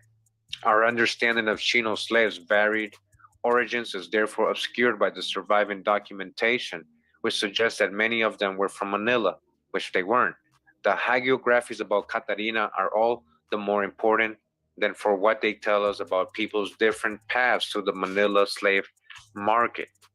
The description of Catarina's capture exposes the Portuguese as having taken an active role in enslaving people, all right? These Portuguese Sephardic Moorish people, yes, they had an active role in this. When she was about 9 years old, some Portuguese men came upon her on the beach where she was playing with her other children. The men took them hostage and then sailed to a distant place where, assured that no one would take away their prey, leap on shore and disembark the stolen prisoners and goods.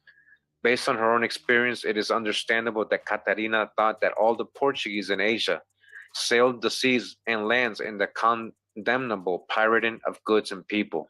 Right here we have a Dikshitar Brahman from India. Again, from southern India. Again, this pic is from that book I showed you guys earlier, Caste and Tribes of Southern India. This is a man from there, as you guys can see, so-called Negro. All right. Don't think I'm making this up and showing you Africans. Again, Dikshitar, right? Dikshitars or Tilai Vaz, Atanar, a Vedic Shaiva Brahmin servitor community of Tamil Nadu. Tamil Nadu. And look at that temple there in Tamil Nadu that was built by his ancient ancestors. That's who built that, who are based mainly in the town of Chidambaram. He's from Chidambaram. They are an exclusive group of Brahmins learned in the Vedas and Jagnas. This is a Brahmin sacrifices who also serve as the hereditary trustees of the Nataraja temple in Chidambara. All right. He is the hereditary. These are his people who build this temple. All right. Who built this pyramid? Who taught them? Who's the Maya? Did they go over to India and become the Nagas? Who built this? They credit most of these temples to the Nagas. All right. You guys read all that history, right? That's his people who built that temple. His people. And they're the guardians of it. Today, probably still. But again, break the spells. This is a Hindu. When he would have been called a Chino. We read that earlier. He would have been called a Chino. He would have been grouped together. They would have all been grouped together, all these diverse cultures, as Chinos. Here we have some more Dayak warriors from Borneo. Remember we saw some earlier with the turban on and the feathers looking like the Seminole hats, remember? These are from Borneo, again, Dayak. Dayak warriors. You guys can see Dayak warriors, Borneo. And right here we have an East Indian basket seller. She is in America, South America, I believe, with Trinidad, somewhere there. So again, this is a coolie, as she would be referred to, as you guys can see, so-called Negro, woman or girl. All right, this is a Hindu making baskets and selling them for a living. Right here we have another East Indian family in America. I believe this is in Trinidad or Guyana or actually Suriname. I did find a lot of them from Suriname, one of those three places. And I just want you to look, how they look. And again, these are Hindu East Indians. They would be referred to as chinos in the 1500s, 1600s. Look at her with her gear. Look at her man, I guess. Right, and then her.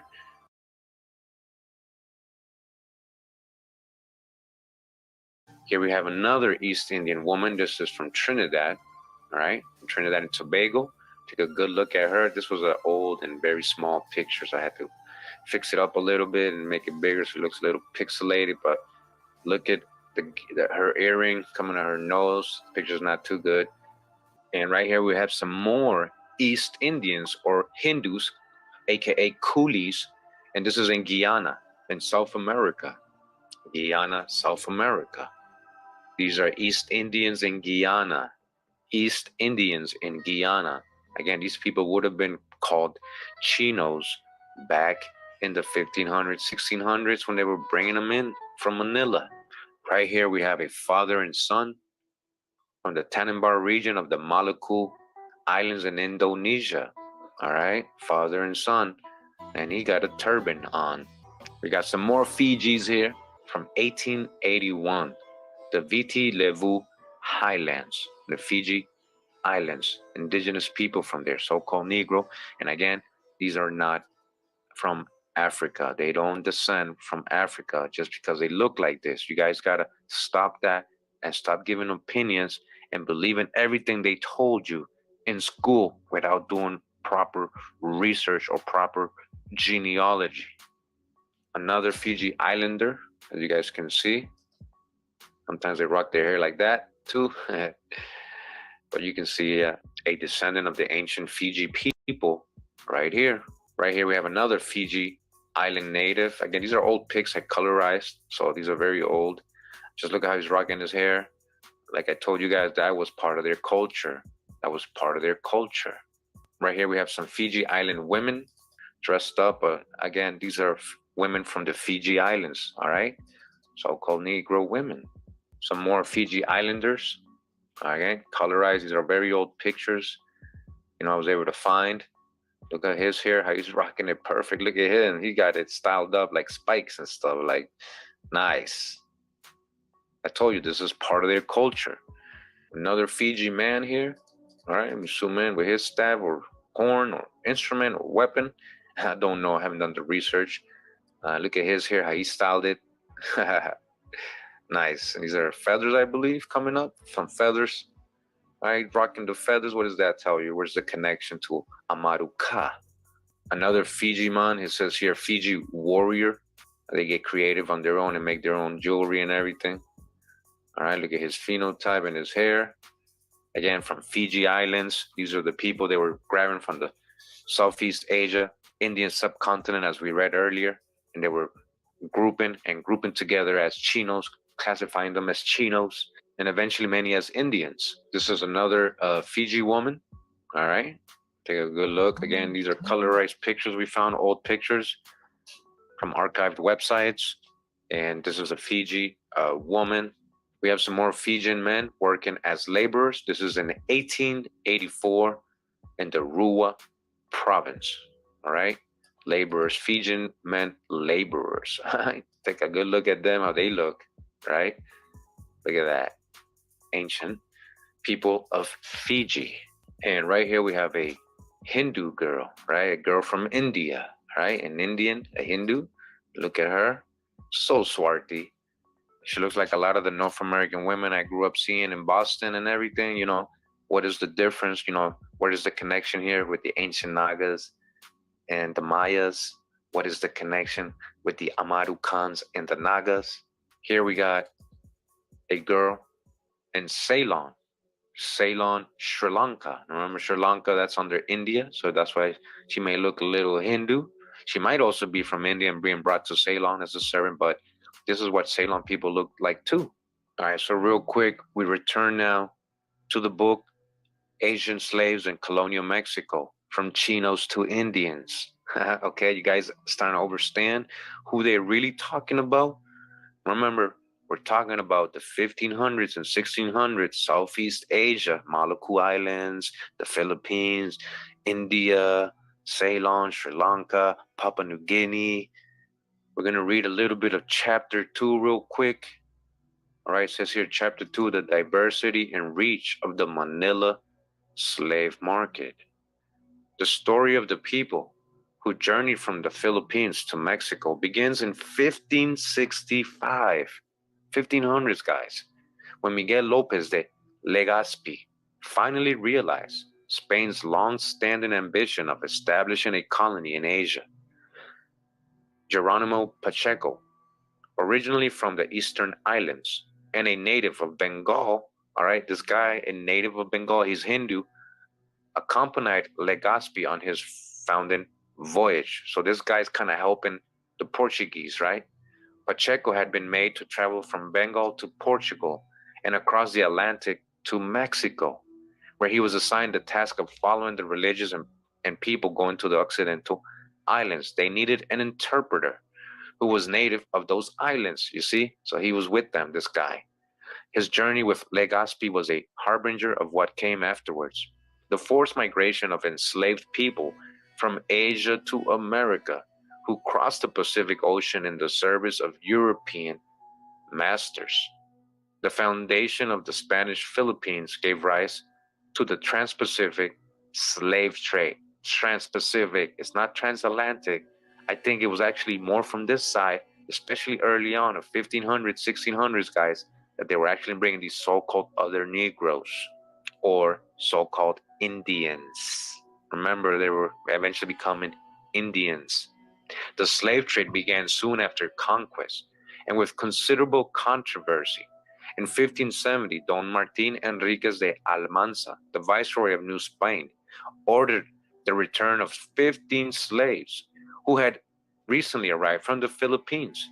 In his words, it was unwise for the natives of the Philippines to think that we consent to their ill treatment. Filipino Indians could potentially rebel against Spanish sovereignty if they realized that the colonists planned to sell them into slavery and ship them into Mexico. All right, there's footnotes here. There's a lot of sources for this. In addition, the viceroy feared that the few slaves who were Muslims or Moros, look at that, Moors, would dogmatize their sect among the Indians of Mexico and endanger the missionary project. The viceroy's efforts to discourage this commerce were in vain. Slaves purchased in Manila were sent to Mexico throughout the 17th century, 1600s, throughout the whole 1600 years, right? And then they were doing it in the 1500s too. So that's 200 years, right? And look at this. This book is going to tell you, and this is what I've been trying to show you guys this whole time, even on part 1, but I didn't really emphasize it. I want to show you guys that this book is literally telling you where these people were taken from. You guys got to pay attention, all right? It says birthplace mentioned in this book, the Ambon, Borneo, Java, Makassar, the Maluku Islands, Indonesia, Bengal, that's India, Ceylon, Sri Lanka, India, and some Japan. We did see some Ainu, right? The Macau, China, Malacca, Malay, Malaysians, Muslim Philippines, Jolo, Mindanao, Zamboanga, Spanish Philippines, Cagayan, Calamian, Camarin, Cavite. I showed you guys all these islands. All right, so we got Borneo right here, right?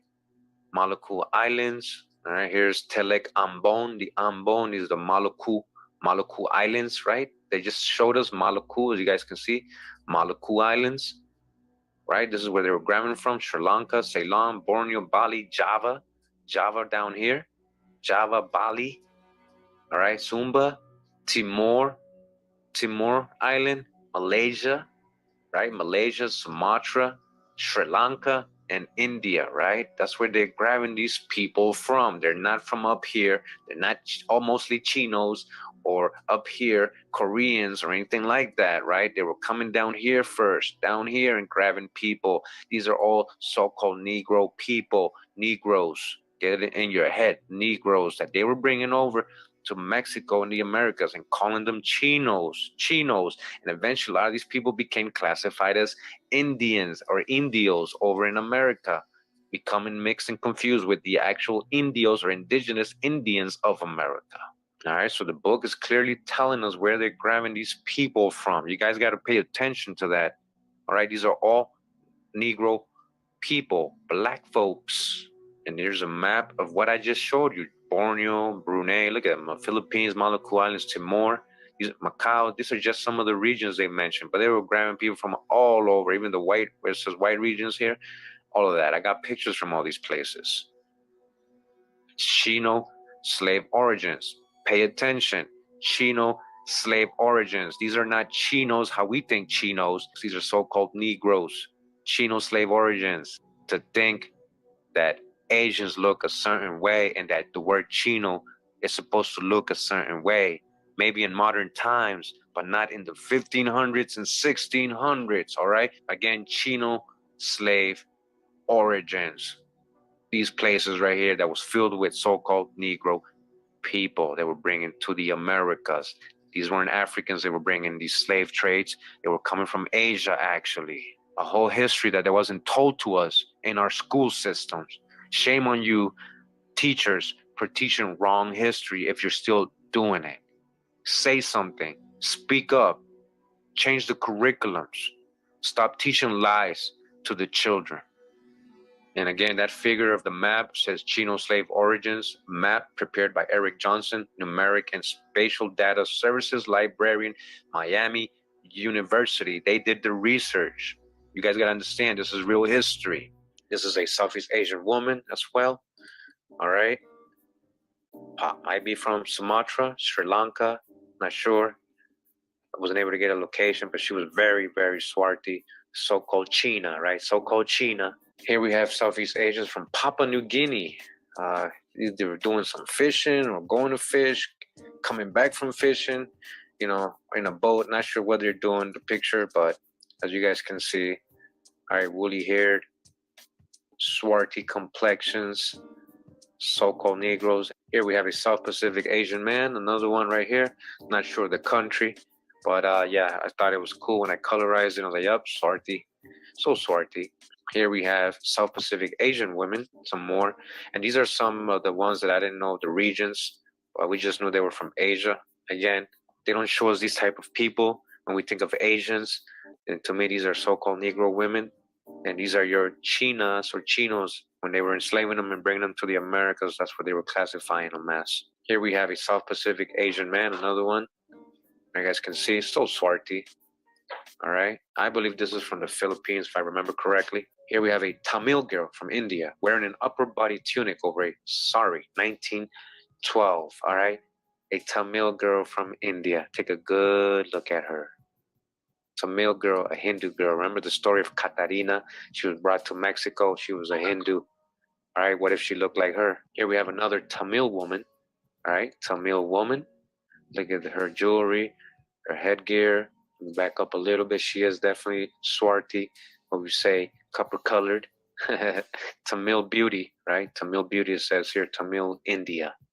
A Tanimbar Baris man with ivory imported from Sumatra, Maluku Islands, Indonesia. All right, he's an Indonesian from the Maluku Islands. Look how interesting he looks. Here we have the head of the Molo with his entourage visiting the post holder of Babao Timor. All right, Southeast Asians, all right? So swarthy, the head of the Molo, the Sultanate of Gorontalo, which was originally known as the Kingdom of Gorontalo, is one of the oldest and most influential kingdoms in the northern peninsula, Sulawesi Island, Indonesia. One of the oldest kingdoms. Who these people represent? One of the oldest kingdoms in Indonesia. Look at that, so swarthy. Indigenous people, one of the oldest kingdoms. as it says there. Continues, says this chapter is about the Manila slave market and the indigenous Filipinos, Muslim war captives, and other people who were sold there. It is a starting point for understanding the origins and ancestry of Chino slaves who lived in Mexico. Manila was a slave society during the 17th century, right? 1600s. Slaves did the majority of the labor, and master-slave relations shaped the general social order. Within years after the Spanish conquest, the bustling port city had some 40,000 residents of diverse origins. A full quarter of this population was enslaved. They were craftspeople, manual laborers, and servants who upheld their masters' social stature. By the 1620s, the city had 8,000 indigenous slaves and 2,000 foreign slaves, in addition to an untold number of Muslim slaves. The whole of the city was a slave market, supplying labor to Spanish colonists and indigenous elites. Even their own people were enslaving them. Slave auctions were held in the plazas found within the city's walls. All right, they never showed us none of this. They never told us. They always wanted us to think this was happening in West Africa, when it really wasn't that much. It was really happening over here and in Europe. And masters also sold slaves through individual transactions. The unorganized nature of the market makes it nearly impossible to quantify the volume of sales, but it is clear that Manila was an emporium for slaves. Masters from throughout the Spanish Philippines knew to come to the capital to secure chattel property. Philippines, right? We saw so many Philippines and all the people that were being brought to the Philippines so far already in these pictures. All the same people they're talking about here. This is the same people that were bringing to the Philippines, Manila. All those pictures I just showed you guys, right? Don't get lost. These are the same people they're talking about. They were bringing to the Americas as so-called chinos. See, it says here, girls dress for the harvest or New Year's party in honor of the ghost. Headdress on forehead in the shape of the moon or horns. This is from Indonesia. All right, these are Indonesians. Check it out. All right, again, not Africans, and these are the people, as they were mentioned in the book, a lot of their people were being enslaved, okay, and brought to Mexico. Right here, we got some Golas, some low-caste Hindu tribe in Rajputana region of India. Now, very interesting name, Golas, huh? Golas, Gula, Golas, Gula, Gula, Gola. Could there be a connection with the Gula of America, Gola, Gula? Right here, we have a group of Tiruraye women from the Cotabato, Mindanao region of the Philippines, 1901. And again, these people were being called Moros or Muslims, Moros, Moors. These people were being called Moors in this area. This is a really cool picture I found. It was very old, very small.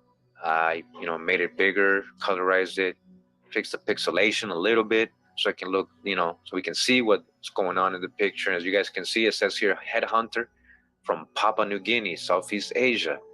Papua New Guinea headhunter, huh? Just zoom in a little bit, right? This is what he looks like. Look at the feathered crown, right? And then look what he's carrying here. It looks like he has an actual head. An actual head. Look at that. A headhunter from Papua New Guinea. Could that be a real head? Most likely. Right here we have a Hindu elderly woman from India. All right, just look at her. Look like a lot of people's grandma to me. We got here Sakunath. That's her name, Sakunath. The British West Indies. She is in Suriname. I believe I got this picture from a coolie Hindu woman. All right, named Sakunath. Sakunath.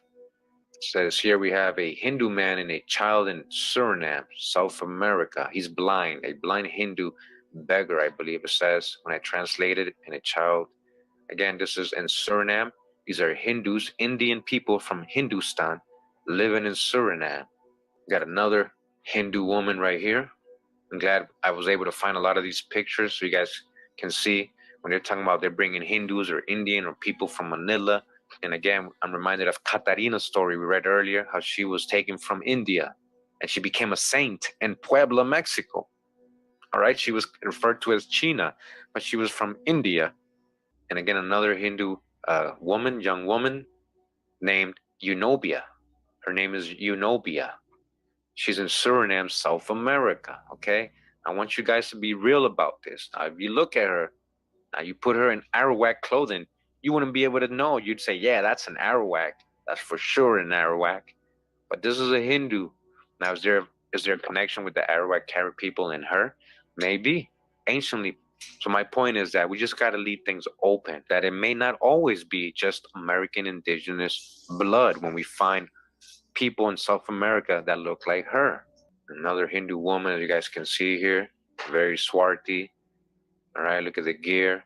I believe this was one of the wives of an emperor. He had a couple of wives they were shown in the pics. This was one of them. And here we have a Igorot warrior, headhunter of the Philippine Cordilleras. Okay, Igorot warrior, the Igorot tribe, tribal people, headhunters of the Philippines. Here's a Filipino smoking up from his pipe, chilling with his turban on. Here's a picture I found. It was either from South America or the Caribbean, can't remember. But these were immigrants from India, as they're labeling them here. This was in America. They're calling them immigrants, as you guys can see. These are all swarthy people, very swarthy Hindus, all right, with their turbans on. All right, so immigrants from India, that were forgotten. We got another Hindu or Indian girl spinning silk. Look, choosing her legs and her hands. This is a skill, this is an art. And look at her. I just want you guys to really look at what she looks like. And again, her people in the 1500s, 1600s were being taken, enslaved, and being brought to America and being labeled as Chinos and Indios. All right, and here we have an indigenous couple from New Caledonia Island in the South Pacific. New Caledonia. So again, New Caledonia, where is it again? Right near Fiji, under the Solomon Islands, on the east side of Australia, way over here, Caledonia, right? New Caledonians, that's what they look like, right? So-called Negro people. Again, same people that were grabbing in the 1500s, 1600s, these Sephardic, Moorish, Jewish pirates, right? These were black folks that were doing this. These Spanish and Portuguese merchants, they were enslaving these people and bringing them to the Americas, okay? And we're back in the book, Asian Slaves in Colonial Mexico, from Chinos to Indians, Tatiana Sejas, all right? And it says here, the Portuguese slave trade in the Indian Ocean world. A remote political event in Europe explains the prominence of Portuguese slave traders. Who's these Portuguese? Let's not forget, these are so-called Negro people, so-called black Portuguese, a lot of them Sephardic, Jewish, Moorish, Muslim, pirates, crypto new Christians, crypto Jews, crypto Muslims. Again, Portuguese slave traders in the Philippines and the corresponding presence of foreign slaves in the Manila market. In 1578, all the way back in the 1500s, guys, Portugal suffered a succession crisis when King Sebastian I died without an heir. Philip II of Spain took this opportunity to invade the country and seize the Portuguese crown. During the period of Iberian Union or Spanish captivity, 1580 to 1640, the Spanish king ruled two empires with separate governmental structures. The Treaty of Tomar, 1581, expressively prohibited trade between the colonies of Spain and Portugal, but commercial links were nonetheless established between the Estado de India and the Philippines. Portuguese traders claimed that as vassals of the Spanish king, it was just for them to trade and contract in Manila. Having previously engaged in raiding for slaves in various islands of the Philippines archipelago, the Portuguese were eager to change the nature of their visits and enter the market as lawful traders. During this period of some 60 years, the Portuguese arrived in Manila with the monsoon winds, bringing slaves from the Moluccas, again, from where? Moluccas and Malacca in India. Malacca, Moluccu Islands, the Malacca people. I showed you, so swarthy, woolly haired, Afro, whatever you want to call it. They're not Africans, and these are the people that Sephardic, Moorish, Portuguese, Jews, and Muslims were enslaving, raiding, and bringing to the Americas. They're telling you right here, Moluccas and Malacca. They're giving you specific places. Go look at the people that were there. I'm already showing you pictures from the 1800s. Imagine 300 years later. So imagine what they looked like in 1500s, 1600s, right? 300 years before. The organization of this trade, which resulted in the influx of slaves from regions far beyond the Philippines archipelago, accounts for the great diversity of the Manila slave market. All right. Influx of slaves from regions far beyond the Philippines, and showed you all these islands, and they were grabbing these people, bringing them to the Philippine Manila slave market. All right, and continuing, we have here an indigenous man from Mindanao, Philippines. The Mindanao Moors, as they were calling them, the Mindanao Filipino Moors, as they were calling them, as you guys can see. This was a great picture I found. This is an Indonesian woman. You know, some part of Indonesia. Remember, Indonesia is big, a lot of islands and stuff. And when I saw this in black and white, I was like, she looks like she's Swarty. So I colorized it, and this is what we got, right? Look at that. Wow. Another man from Indonesia. Archipelago, remember, there's a lot of islands. You're going to find different phenotypes and different looks throughout the Indonesian archipelago. I'm not sure what he has in his mouth, but you know, this is a picture I found in colorized Indonesian man. Okay. Javanese people here says Javanese prince with 2 servants. This is in Java between 1865 and 1870. Look at his servants. Again, they're all Javanese. And this is the master, I guess, as you guys can see him. So this is a Javanese dancer. All right, let me zoom in. I mean, just look at her phenotype and her swarty brown complexion. All right, look at her hair. And look at her gear and her attire. Very nice picture. Javanese. Here we have a Kanak warrior from 1910. This is in New Caledonia. Remember, we saw the island earlier? New Caledonian, an indigenous New Caledonian. All right. Asian. This is not an African or of African ancestry. Guerreros Kanakes, or Kanak warriors from New Caledonia Island in the South Pacific. All right, you guys can see. Let me zoom in some more.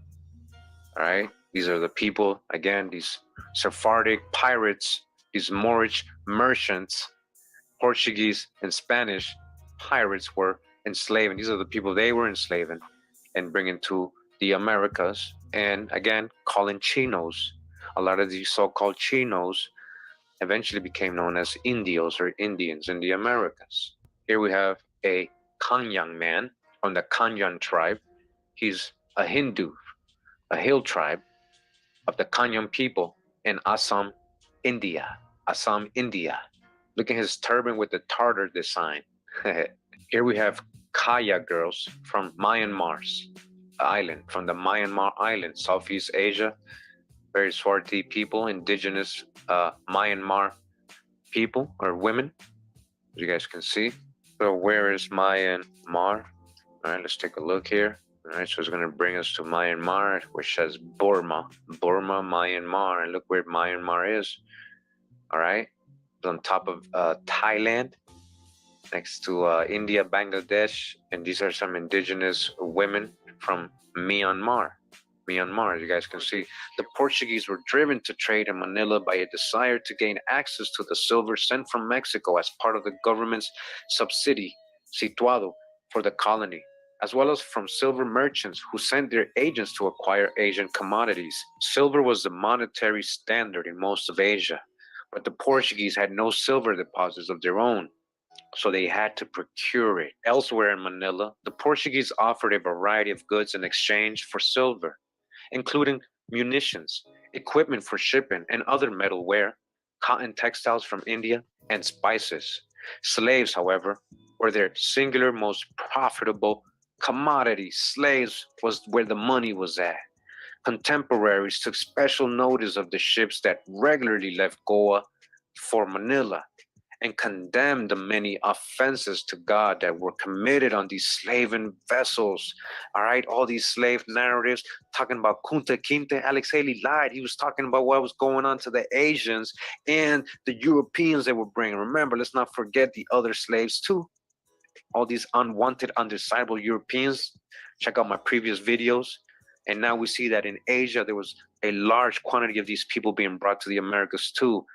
So there's two major places that were bringing foreign labor, apart from the local indigenous Americans they were enslaving, right? We got that too first. We got to clear everything up.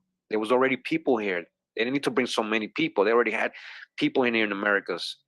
When they needed more people, though, they wanted to keep colonizing, though, they brought others from Europe and Asia, not Africa, not as much as they told us. So many offenses happen in these slaving vessels. In this sense, the influx of American silver escalated Portuguese slave trading in Manila, as it prompted Portuguese traders to increase the number of sails they brought up to the Spanish capital to exchange for silver.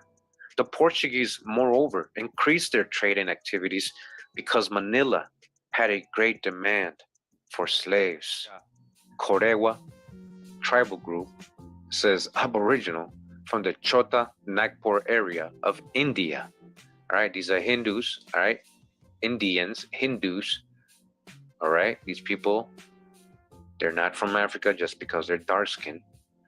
Hope you guys starting to understand this major point. You gotta break those misconceptions. This is a Javanese dancer with a bow and arrow. It says Mangkunagarang and Kraton Surakarta.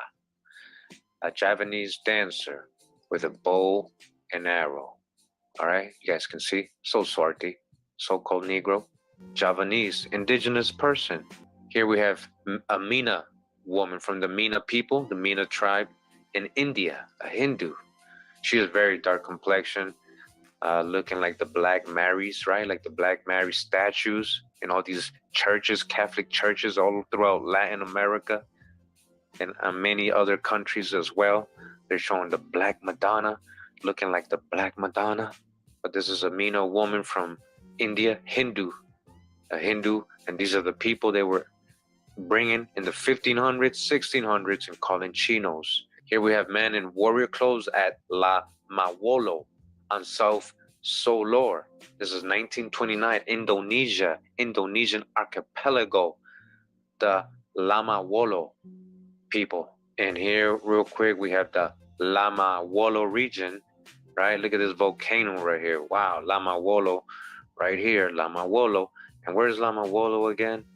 I'm gonna back up. In Lama Wolo, as you guys can see, backed up is in Indonesia, Lama Wolo, you see? Lama Wolo, let's go back to the pic. Indonesians from Lama Wolo. Let me show you. Close up, look at their hair, right? Look at him.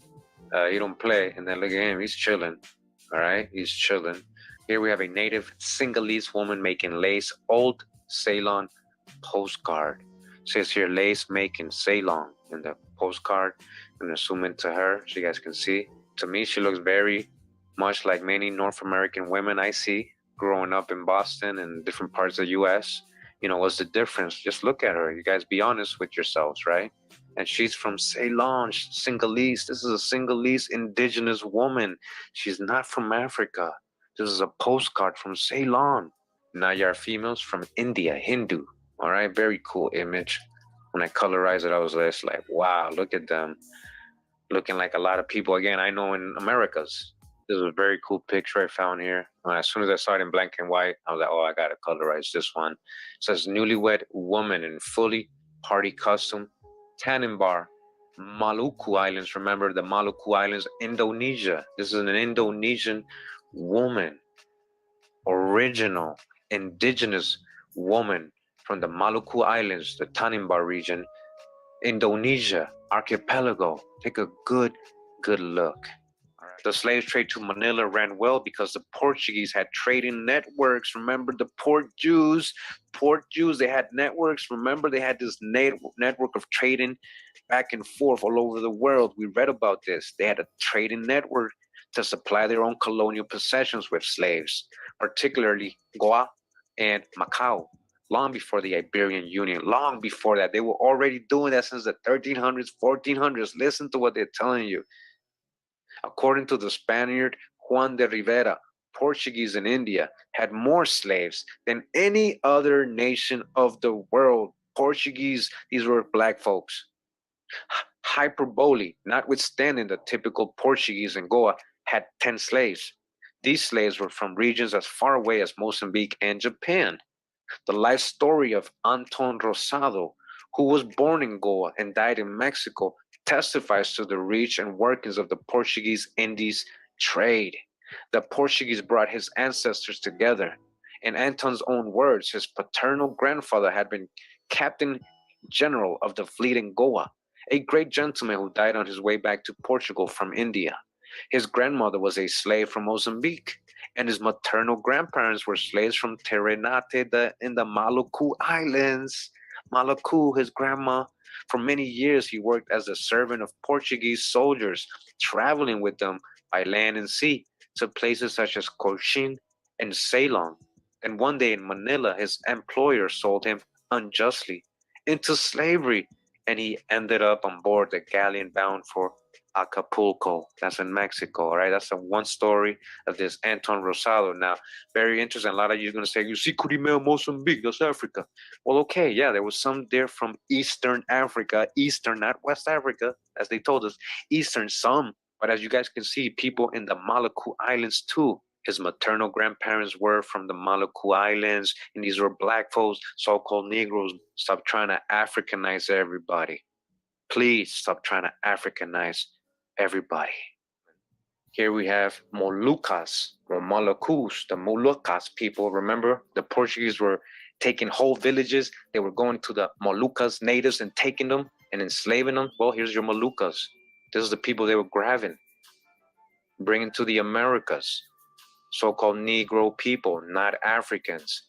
A whole slave trade they left out of history. A whole Middle Passage they really didn't teach us about. We have a Papuan Gulf warrior, a Papuan Gulf warrior in traditional ethnic jewelry, all right? This is an Asian, so-called Chino, right? So-called Chino. Look at his feather headdress, all right? What is the connection with that and us here in America? Oraung Kuli female, an aboriginal from the Shokta Nagpur region of India. We just read. What were they doing to they were carrying whole villages away of people that look like her, not Hindus how you picture them today, people that look like her, bringing them to the Americas, whole villages, a major slave trade here that they swept under the rug, and they didn't really explain it to us correctly. Here we have Pakoy Alam, the fourth of the Principality of Pakoy Alam from the Jakarta, Central Java. This is from 1870, all right? Javanese, more Swarti Javanese indigenous people, and this is royalty, all right? What happened? They don't look like that now. Here we have a Papua New Guinea man, okay? A Papua New Guinea man. Check out the claw or tooth he has on his hair coming down. Look at that. That's pretty cool. Nice picture. I was able to colorize, showing the color, the grass in the background. He's on some hills or something like that, it appears. Very cool picture, as you guys can see. And these are same people they were bringing to Manila, right? Slave market, and bringing to America, classifying them as Chinos. The Portuguese traded slaves as part of their Indies trade system, Comercio de India a India, which stretched from East Africa to Japan. Continues, says Portuguese traders traveled from port to port, usually starting in Goa and stopping in Malacca or the Malacu, Macau, Nagasaki, and back again. After 1580, Manila became one more port of call. Portuguese traders would, for example, acquire white and brown sugar, tortoise shell, and gold in the Philippines, and then take this merchandise to Malacca to exchange for slaves and cloth. They would then continue on to other ports and repeat the pattern of selling and acquiring new commodities along the way. The Indies trade was largely a private venture rather than being part of the royal routes, carretas, that connected India back to Europe. Some Portuguese traders were full-time merchants. Others were soldiers or sailors who were allowed to engage in a little trading on the side as an inducement to work in the far reaches of the Portuguese seaborne empire. One such Portuguese soldier tried to make some profit by bringing a slave from Bengal named Miguel to sell in Manila, but Miguel ran away soon after arriving in the Philippines. For the most part, however, Portuguese traders transported large numbers of slaves and sold them in Manila in lots. Some more Papua New Guinea tribal men here in their village, as you guys can see. All right, zoom in a little bit. Really good. What we're looking at here, you got to break the spell. All right, look at all the people back here, all Swarti people, indigenous people, and these are not Africans, guys. You gotta break the spell. I know some of you take that as personal, that disrespectful, but it's nothing like that. I'm trying to help you open your eyes. I'm trying to help you break the spell. They lied to us, guys. They lied to us big time. Here's some more Papa Island men, Papua, all right? And what's interesting about this is that it looks like he actually has a head here. Knowing that there was headhunters, well, possibly that might likely be a head right there. It says in the Torres Strait, you can see Swarti. All right, let me zoom into the children right here so you guys can see, right? These are the children. Again, these ain't Africans. These are Papua New Guineans, indigenous people. They've been there thousands and thousands of years. Another Papua New Guinea man. All right, this is a very cool picture. Have a clear perspective. Use your senses, right?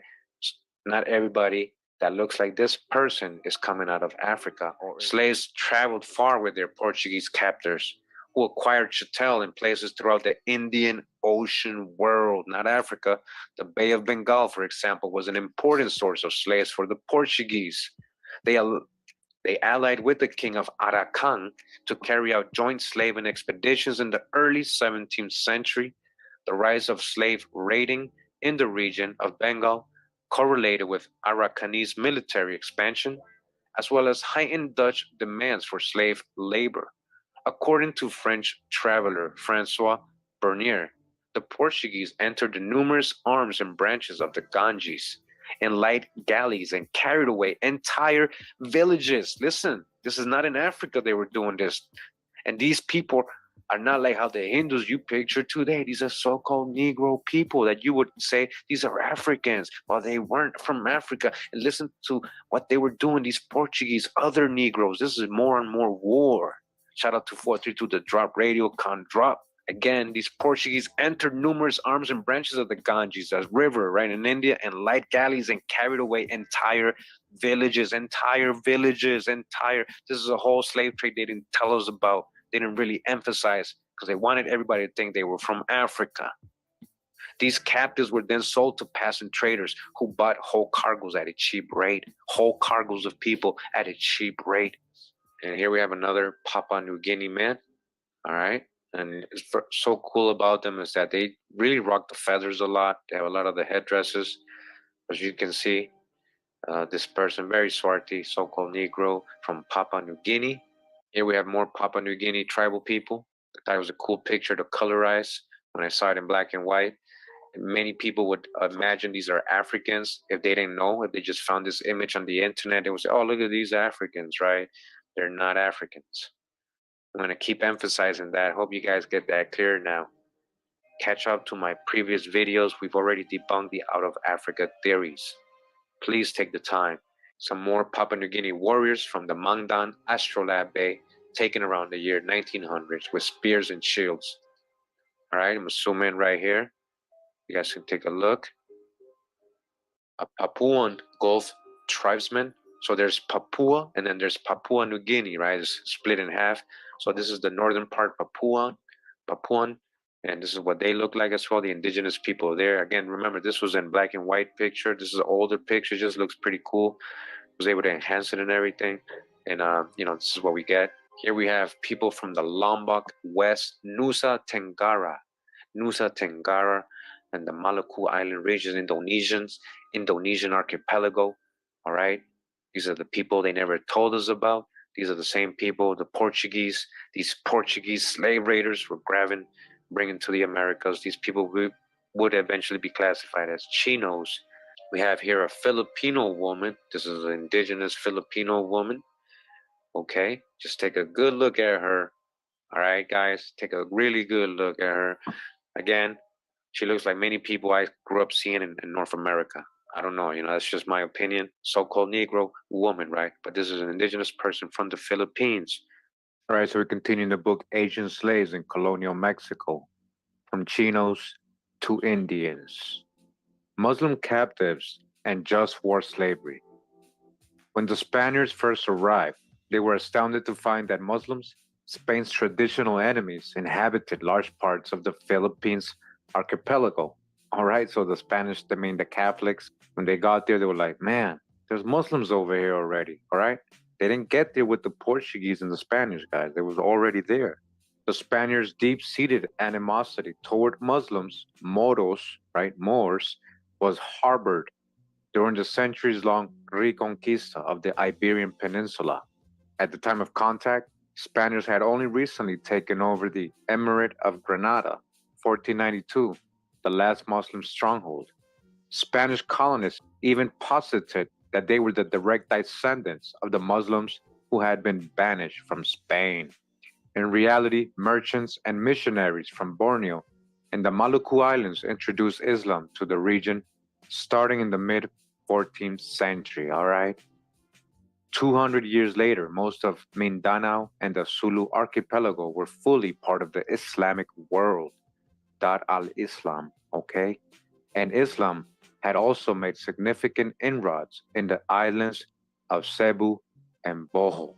All right, so we've been seeing a lot of these pictures today, and you see a lot of these people are Muslim. They have the turbans on and everything. These are the original.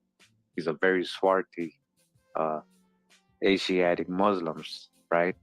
In contrast, people in Luzon and Visayas had only recently begun to convert. Not coincidentally, these were the islands that became the core of the Spanish Philippines. The presence of Islam, in other words, determined Spaniards' missionary and military success. The regions that were fully Islamized never experienced Spanish colonization, but rather remained under the sovereignty of Muslim chiefs who fought Spanish incursions at every turn. The Spaniards engaged in direct conflict with Muslims from circa 1565 to 1663, the so-called Moro Wars or the Moor Wars. But they achieved few victories and subsequently settled into a kind of stalemate through the 19th century. During the height of the fighting, the Moro Wars netted hundreds of captives who were sold in the Manila slave market.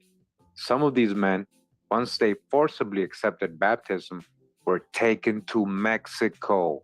All right? They were taken to Mexico. Who? Moors. Muslim Moors. Okay? I want you guys to really understand what they're telling us here. Here we have photo of the Aeta children of the Philippines, the Aeta tribe, Aeta, in case you guys want to study them. And again, they try to say these people are African when you go into these mainstream narratives, right? Because the way they look right here. But these, again, indigenous Filipinos, the Aeta, ancient. They're very ancient in this area. Philippines, no proof of them being from Africa. Stop making things up. Here we have a Polynesian girl, very rare picture I was able to find, colorized. Even where I got this photo in the website, it was like a blog is saying how you don't see this image of Polynesia anymore. Hard to find this type of people. Even on that website, they were saying it. And, it was a black and white picture. And I was like, yeah, let me colorize this. And just look what we found here. Here we have a portrait of a Batak woman. Remember the Batak people? From 1870, Northern Sumatra, Indonesia. Northern Sumatra, Indonesia. All right? Northern Sumatra, Indonesia. Take a good look. And here we have a portrait of a girl from the Calanasan, Apayao, Northern Luzon, Philippines region. As you guys can see, so swarthy. All right? Filipino, indigenous Filipino. Here we have a portrait of a public dancer in Bali. As you guys can see, so swarthy. This is an up-close picture of her. This is from far away again. She's not of African ancestry. From the Spaniards' perspective, the Muslims had a capital enmity against Christians that justified the wars against them back in Spain and now in the Philippines. In their words, that conflict was part of an epic battle against the multiplication of the evil sect in the islands and countries of the East. Spaniards had to pacify Mindanao to stop missionaries from Borneo who preached the false doctrine of Muhammad. Oh, all right, and we've shown a lot of pictures of Mindanao today. The vitriolic language used to describe the depredation of the cursed Moros, who were accused of plundering Spanish churches with infernal fury, testifies to the fever that drove the Spaniards to continue the Reconquista halfway around the world. Slaving was central to the fight against Islam in the Philippines, just as it had been during the Reconquista. Spanish colonists first enslaved a number of Muslim traders who came to Cebu in the 1560s, all right, 1500s, okay, guys, claiming they had wanted to spread Islam. The crown approved of their efforts, but with an important caveat. Muslims could be enslaved so long as they were truly of the Muslim nation, rather than very recent converts. The natives of the region under Spanish control, who had already converted to Christianity, had to be protected from enslavement, even if they were originally Muslim. Muslims from regions outside of Spanish jurisdiction were enemies, who could be enslaved as punishment for impeding the predication of the gospel. Okay, so they just enslaving all these people, anybody who's Muslim especially. There's a whole history, again, they don't really teach us. These people, again, are being sent through a middle passage, right, in the Pacific Ocean over to the Americas and other Spanish colonies around the world. The mortar wars netted thousands of slaves for soldiers on the side of Spain, okay? Thousands of slaves from the Moors that they were grabbing here in Southeast Asia, as well as for the Muslim chiefdoms. In fact, much of the fighting consisted of skirmishes and coastal raiding by both parties. Slaving motivated Spanish soldiers and their Indian allies, who went into battle with the express purpose of acquiring slaves. Spanish sources suggest that soldiers enslaved more than 4,000 Muslims between 1599 and 1604 alone. Most of these captives were sold in the Manila slave market. Again, the Manila galleons were going to the Americas, guys. In the late 1630s, a Muslim chief from Maguindanao spoke of the danger of falling prey to Spanish soldiers and urged his followers to fight back. Don't you understand that subjection would reduce you to a toilsome slavery under the Spaniards? Turn your eyes to the defeated nations. Look at the Tagalogs and Visayans. Don't you see the Spaniards trample them? Don't you see that they are made to work every day at the oars and in the cultivations? All right, in the what? In the plantations? Don't you see, guys? This call to action articulates the fear that drove the soldiers on both sides, partly for profit, but also for defense. Muslim soldiers enslaved thousands of their opponents, one time carrying away 2,500 Christianized Indians. The captives taken by the Muslims were mainly used as agricultural workers or sold in foreign slave markets, such as in Dutch Batavia, present-day Jakarta, where officials from the Dutch East Indian Company acquired laborers for their spice plantations in the Maluku Islands. Here we have a portrait of two inhabitants of Flores, the Flores Islands, remember, the Maluku Indonesian archipelago, possibly from the Ikat village, Negela, before 1938. Let's zoom in on these two gentlemen and look at them, all right? Very swarthy, look at their phenotypes, all right? So-called Chinos, so-called Chinos, right? They were bringing to the Americas. Here we have a portrait of two women from the west coast of Sumatra, West Sumatra, around 1880 to 1908, all right? Two women from Sumatra, look at them, wow, and look at their gear. Again, when we're talking about Star Wars, where they get the idea for Star Wars and all these clothing, these gears, these costumes in these movies. Look at them. Here we have a postcard depicting a Malay girl modeling the latest clothing design, National Archives of Singapore. All right, a Malay girl modeling the latest clothing design. She's in fashion. Princess Tule of the Tonga, Fiji Island. Princess Tule of the Tonga, Fiji Island. And I saw that on a comment. Somebody said, this is my great something grandmother of the Princess Tule. So the information was there. I was able to copy that. And Fiji, you know, the Fiji Islanders, they rock the froze. That's part of their culture. Here we have Raja of Silana, Rajput Silana. This is from India, Hindu. All right, check him out. Yeah, look at him. Here we have another Hindu woman, Rajputi. That's her name, from 1865.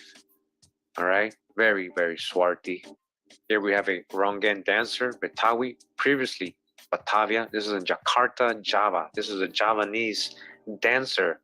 All right, we're Javanese servants or something. Look at that. Look how swarthy they are. Again, they don't show us Javanese like this today. Look at her. She looked like a princess. Governor Sebastian Hurtado de Corcuera led some of the more dramatic confrontations against the Muslims. In 1638, his men took hundreds of captives in Jolo. 192 of them were later sold at auction in Manila for a total of 20,815 silver pesos. Among the many captives was a child named Pedro de Mendoza. All right, listen to this, guys. Who years later sued for his freedom in Spain. He went all the way to Spain. That's where they had brought him, right? In 1655, he petitioned the Council of the Indies in Seville for his liberty, claiming that Corcuera had illegally enslaved him. Pedro said he was an Indian from the Philippines, not from America, and reminded the judges all Indians are naturally free according to royal decree. In his defense, Corcuera explained that as governor, he had personally led troops into Mindanao and Jolo to vanquish Muslims. After a major battle in 1638, he had taken responsibility of more than 200 children, all under 4 years of age, whom the enemy had left behind. Corcuera had the children baptized and taken to Manila, where he distributed them among upstanding citizens to be raised as Christians. All right, you hear that, guys? He also kept several of these children in his own household and then brought them to Spain. According to Corcuera, these individuals, including Pedro, were legal slaves because they had been captured in a just war against Muslims, and the enslavement of women and children in a just war was fully allowed under Spanish jurisprudence. Corcuera also claimed that Pedro de Mendoza's real name was Pedro Jolo. He was not an Indian, but a Muslim slave, with a brand on his face to prove it. To pressure the point, Corcuera presented the court with a copy of the royal decree from 1635 that had ordered him to punish the people of Mindanao and Jolo. It is not known whether Pedro regained his freedom, but his case certainly attests to the reach of the slaving campaigns of the Moor Wars. Notably, several other captives from Corcuera expedition emerged in the historical record, including Salvador Sanchez from Mindanao, who was finally freed by the same soldiers who had captured him and taken him to Mexico City as his personal servant decades earlier. The slaving expeditions reached beyond the Philippines archipelago to places such as the Mariana Islands, then called Islas Chamures or Islas de los Ladrones. Spanish soldiers claimed that Muslims made frequent forays there to capture the natives who died in their service. They had a better idea to capture the said natives before they fell into the enemy hands. The soldiers planned to have the captives baptized and then send them to Mexico to work in the mines for the greater service of God. In this petition to the king, the soldiers specifically linked the role of slavery in bringing unbelievers to Christianity and away from the Muslim chieftains. They requested license to carry out slaving raids by employing the major justification used to enslave people in other parts of the world, specifically West Africa. All right, that's the hijack. Which ones? Show me the sources. This request, moreover, testifies to the slaving economy that developed as a result of the struggle between Christians and Muslims for political control of this remote part of the world. We have 3 unidentified Samoan girls wearing traditional Samoan clothing, a bit more zoomed in so you guys can see, get a good look at some Samoans, indigenous Samoans. Let me back up again. Samoans, huh? Some more Samoans, all right? Let me zoom in. You see? All right, so swarthy, so-called Negro, and your so-called Chinos. These are the people they were labeling Chinos. Here we have a Tingian woman from the Philippines. Philippines. Just look at her. Take a good look at her.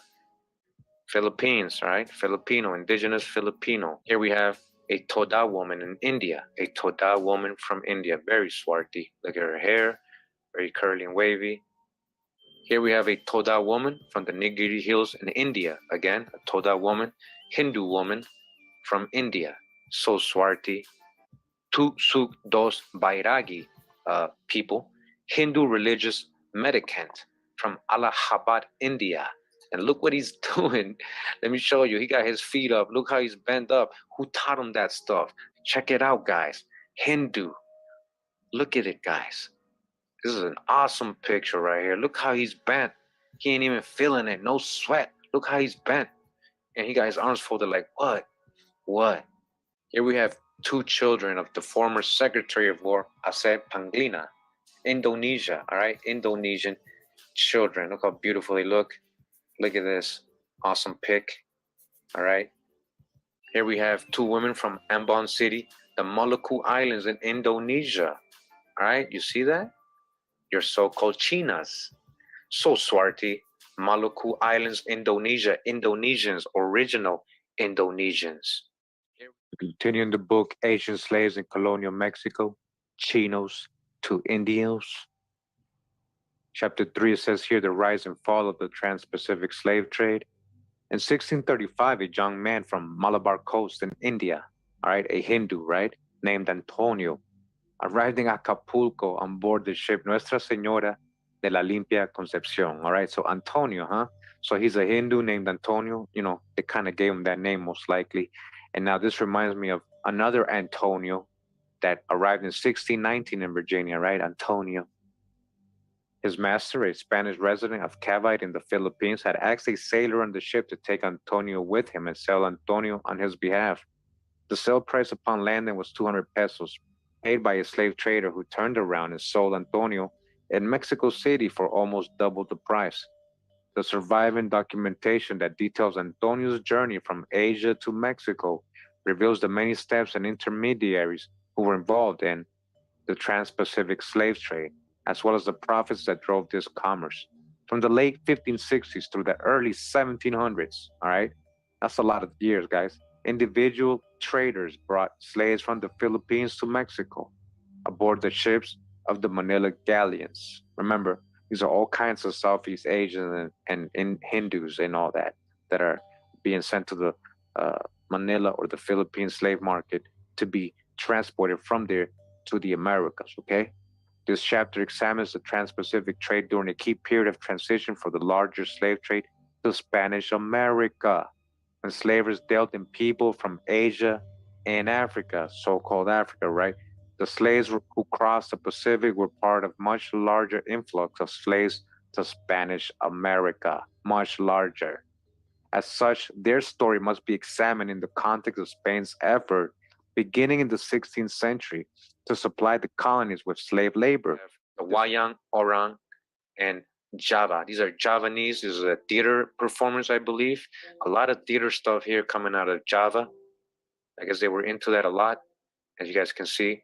All these people, swarthy complexion, right? Here we have women from Ambon Island, the Ambon Island, Indonesia, Ambon, so-called Negro people as well, very swarthy. Again, these are your so-called Chinos, Chinas they were bringing over to the Americas, Ambon Islanders. Here we have Filipino Negritos, the Porag region, they said, from the Philippines.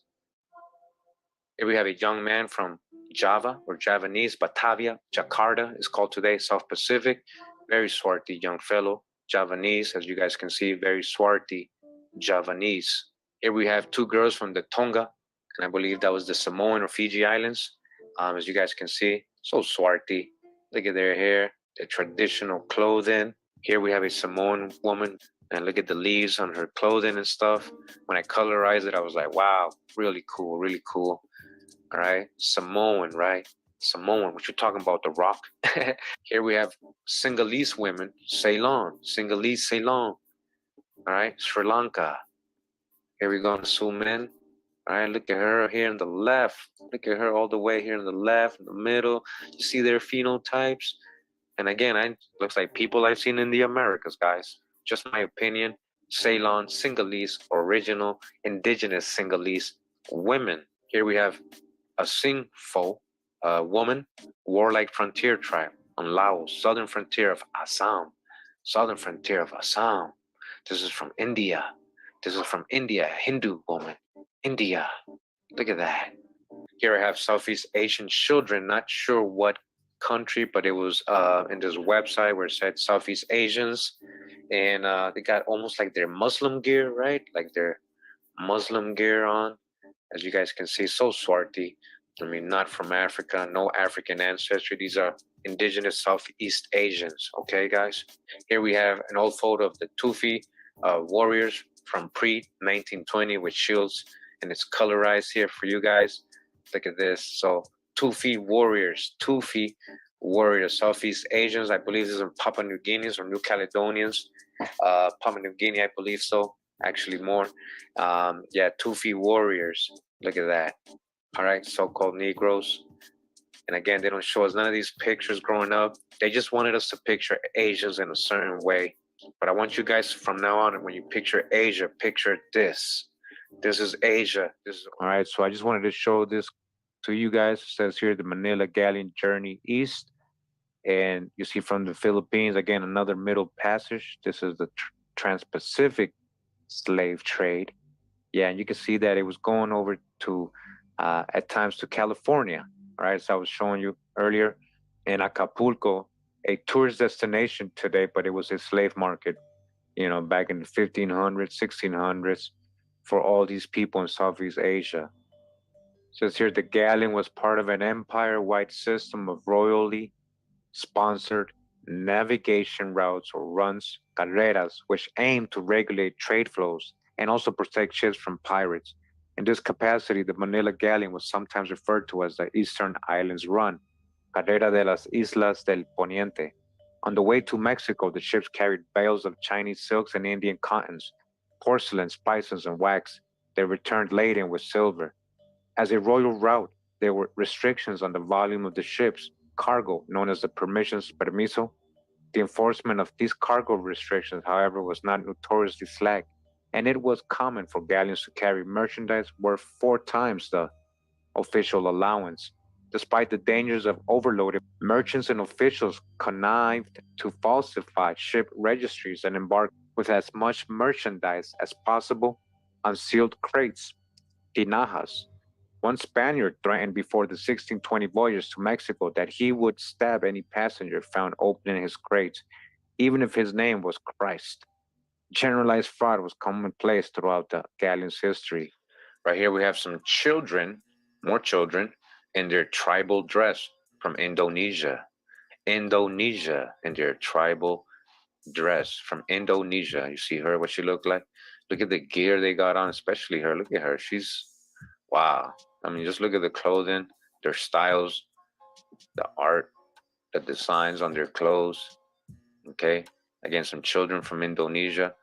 And right here, we have a Coolie family in Trinidad and Tobago. Trinidad, a Coolie family. So Hindus that were brought over to South America. All right. This is them. This was them in Trinidad. It says a family in the Coolie village, Trinidad. The Coolie village in Trinidad. If you guys know the history, you guys know what I'm talking about. Some more people from New Caledonia. Like I said, you know, and again, these people do not trace back to Africa. Novo Caledonia. All right. Kanakis. Kanakis, these are the indigenous people, the Kanakis. Okay, this is Malayans. These are some Malays, I believe. Yeah, these are from Malaysia. Again, Southeast Asians. This is a more modern picture. This is from the 1900s, I believe. So they still look like that there. This is a John Hindu woman from Bombay, 1865. 1865, a Hindu. These are the slaves that they were bringing, the Moors that they were bringing from Asia. The passage across the Pacific from Manila to Acapulco was extremely long and dangerous. The ships had to navigate against major currents with only the assistance of wind and rowing power. The trip from Manila to Acapulco could take up to 6 months, exposing the ships to endless storms and inclement weather. The Italian traveler Giovanni Gemelli Carreri wrote vividly about his tedious and dreadful voyage in 1696. There was hunger, thirst, sickness, cold, continued watching, and other sufferings, besides the terrible shocks from side to side caused by the furious beating of the waves.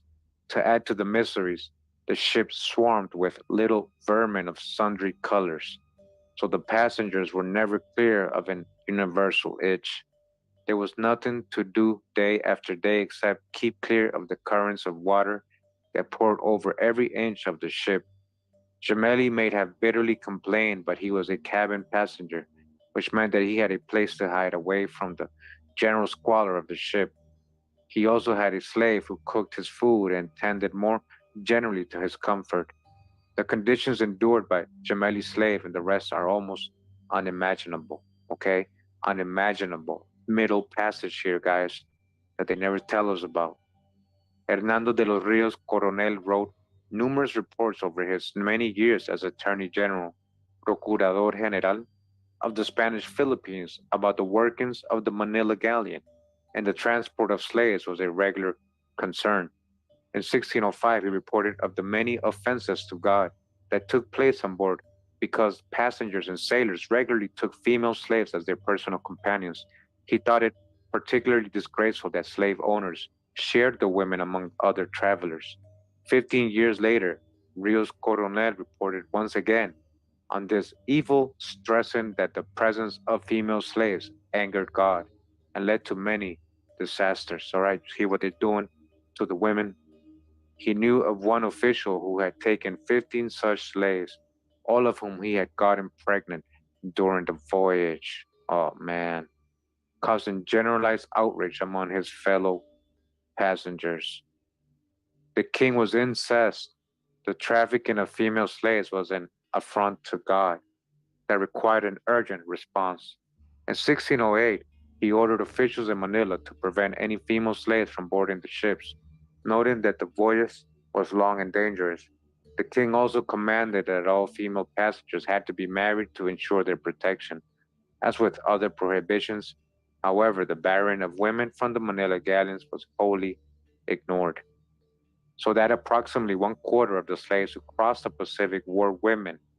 In 1620, the king noted with concern that female slaves were still making the journey across the Pacific, even though it was expressly forbidden. Accordingly, he ordered the judges of the Audiencia of Manila, the High Court, to pay particular care at the time of departure to ensure that such slaves were not hidden on board the ships.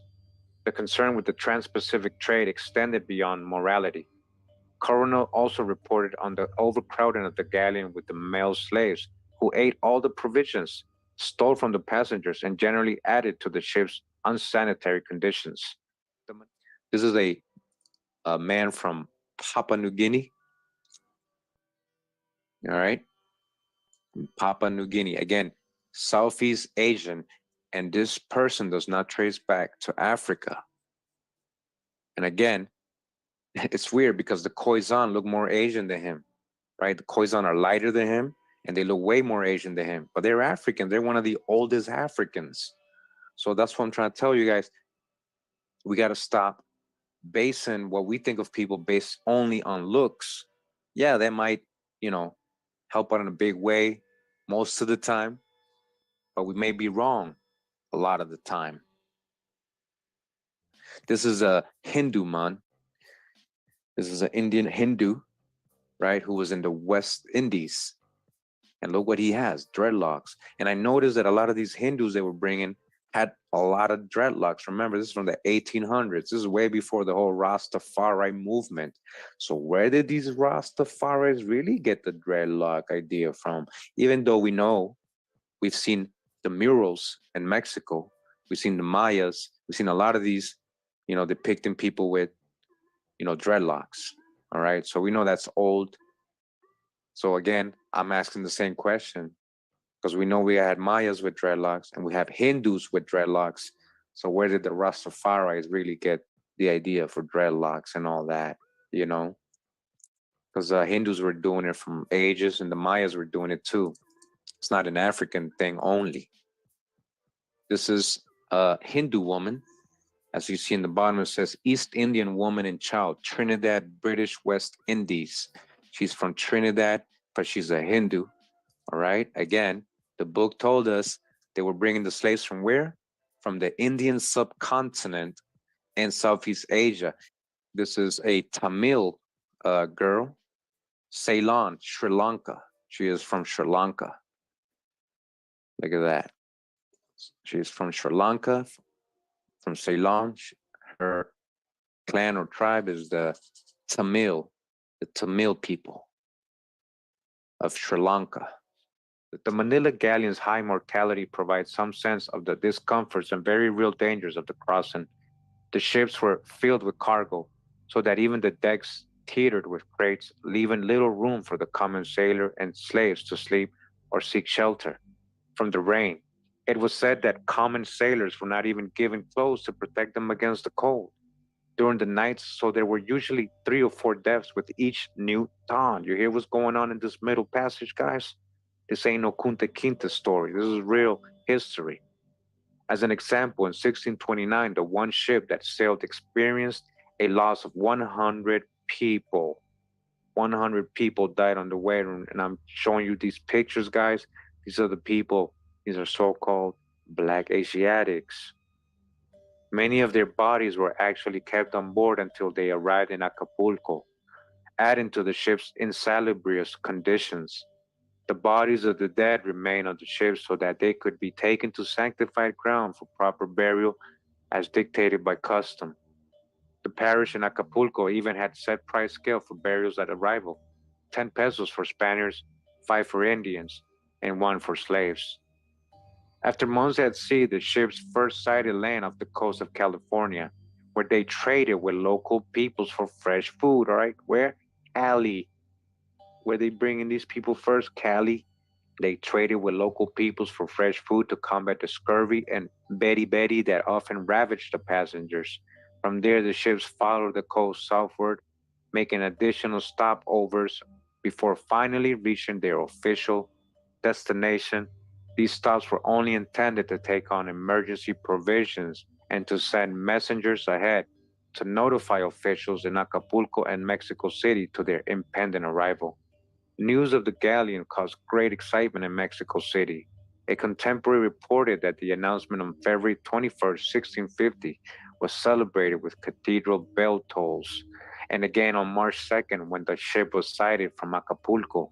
However, brief, the coastal stops provided opportunities for some illegal unloading of goods, which further suggests that the volume of the slave trade was higher than what was noted in the official registries. Guys, I'm going to read that again because they try to, sugarcoat this. They're telling you right here they couldn't keep track. They stopped everywhere along the coast to do illegal unloading, right, of slaves, which further suggests again that the volume of the slave trade was higher than what was noted in the official registries and that was told to us in our elementary schools and what was told to us in our education system.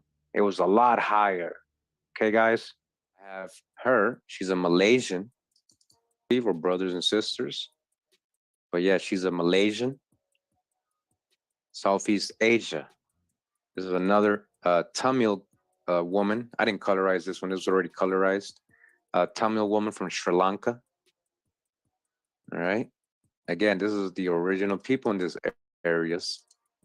And we have a statue of Buddha from Thailand here. A statue of Buddha from Thailand. As you can see, the hair from Thailand, 800 AD. And honestly, some of these look like the Dinka people in Africa. So where do they really originate?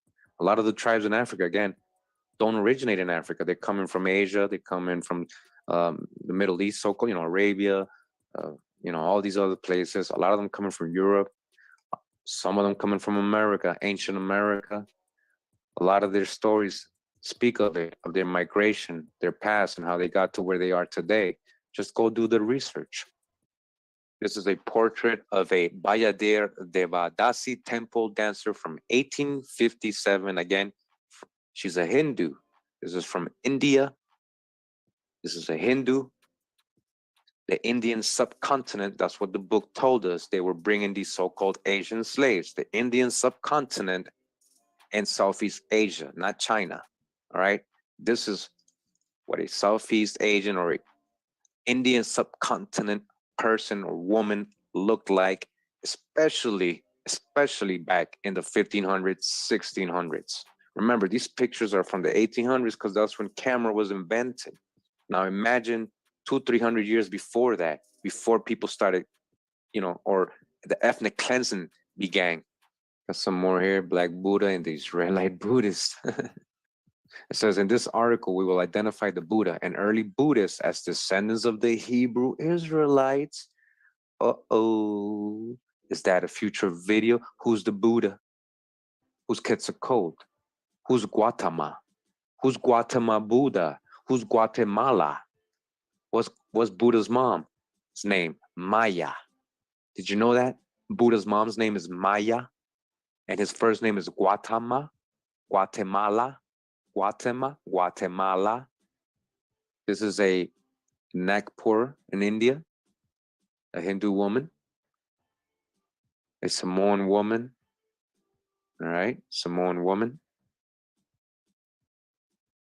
The correspondence related to the death of hundreds of passengers on the voyage to Mexico in 1620 sheds light on how the illegal boarding of slaves in Manila took place.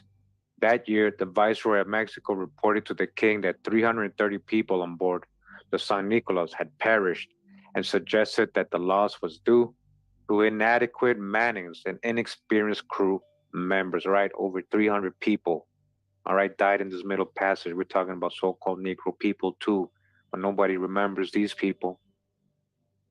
The crown was understandably concerned and wrote to the governor of the Philippines asking for an explanation. In his response, Governor Alonso Fajardo de Tensa gave a revealing account of the people who had boarded the Manila galleon. He said there had been no irregularities. The San Nicolas had sailed with the accustomed number of officers and the usual seamen and gunners and many more Indians from this country as common seamen. In addition, there had been some slaves belonging to officers and the passengers who were allowed to take them for their service. Governor Fajardo provided this crew and passenger information to dismiss the gravity of the loss of life. In his words, it was clear that as the passengers are usually kept down to as small a number as possible, then those who died were not Spaniards. The people who died had to have been blacks and slaves who were hidden after embarkation by those who took them aboard, with an eye to saving the cost of the duties they owe. He had registered some slaves belonging to officers and passengers with proper licenses, but suggested that many more had stowed away. Fajardo's explanation amounted to an admission that the total number of slaves who regularly boarded the ships superseded the official registration. There was actually more people, more slaves than they actually wrote down, guys, and that they thus traveled without licenses. The governor was responsible for the proper functioning of the Manila galleon, including its provisions, so Fajardo had to dodge culpability by claiming that those who died from hunger and sickness were not supported to have boarded in the first place. It was a callous explanation, but one that testifies quite frankly to the dangers faced by the slaves who made the crossing. All right, so I think I'm gonna end it right there, guys. I hope you guys understand why I'm doing this series, so you guys can understand. Yeah, nobody's saying that slavery wasn't real. What I'm trying to show you is that the narratives that they told us are not all correct. They purposely switched the stories up, and they made everybody into Africans. Now, I've shown you 3 different sources for slaves. These are historic things you can verify. As you guys can see, we've actually covered all the years that slavery was actually going on in the American colonies. So I'm going to ask you again, what Africans? I might do a part 4, and if I do, it should be a very interesting one. something that most people don't understand. Yes, there was slavery in Africa, but not necessarily how they told us that they were bringing millions of people from West Africa into the Americas. Africa has its own stories and own history on slavery, and we're going to try to cover that. I hope you guys enjoyed this video and the last 2 installments of this series. Hope it helped you understand certain history. I hope it helps you with your research and it helps you understand certain things when it comes to a true historical transatlantic, trans-Pacific slave trade. Much love and respect. Pura vida, mi gente. Take care. Hawa.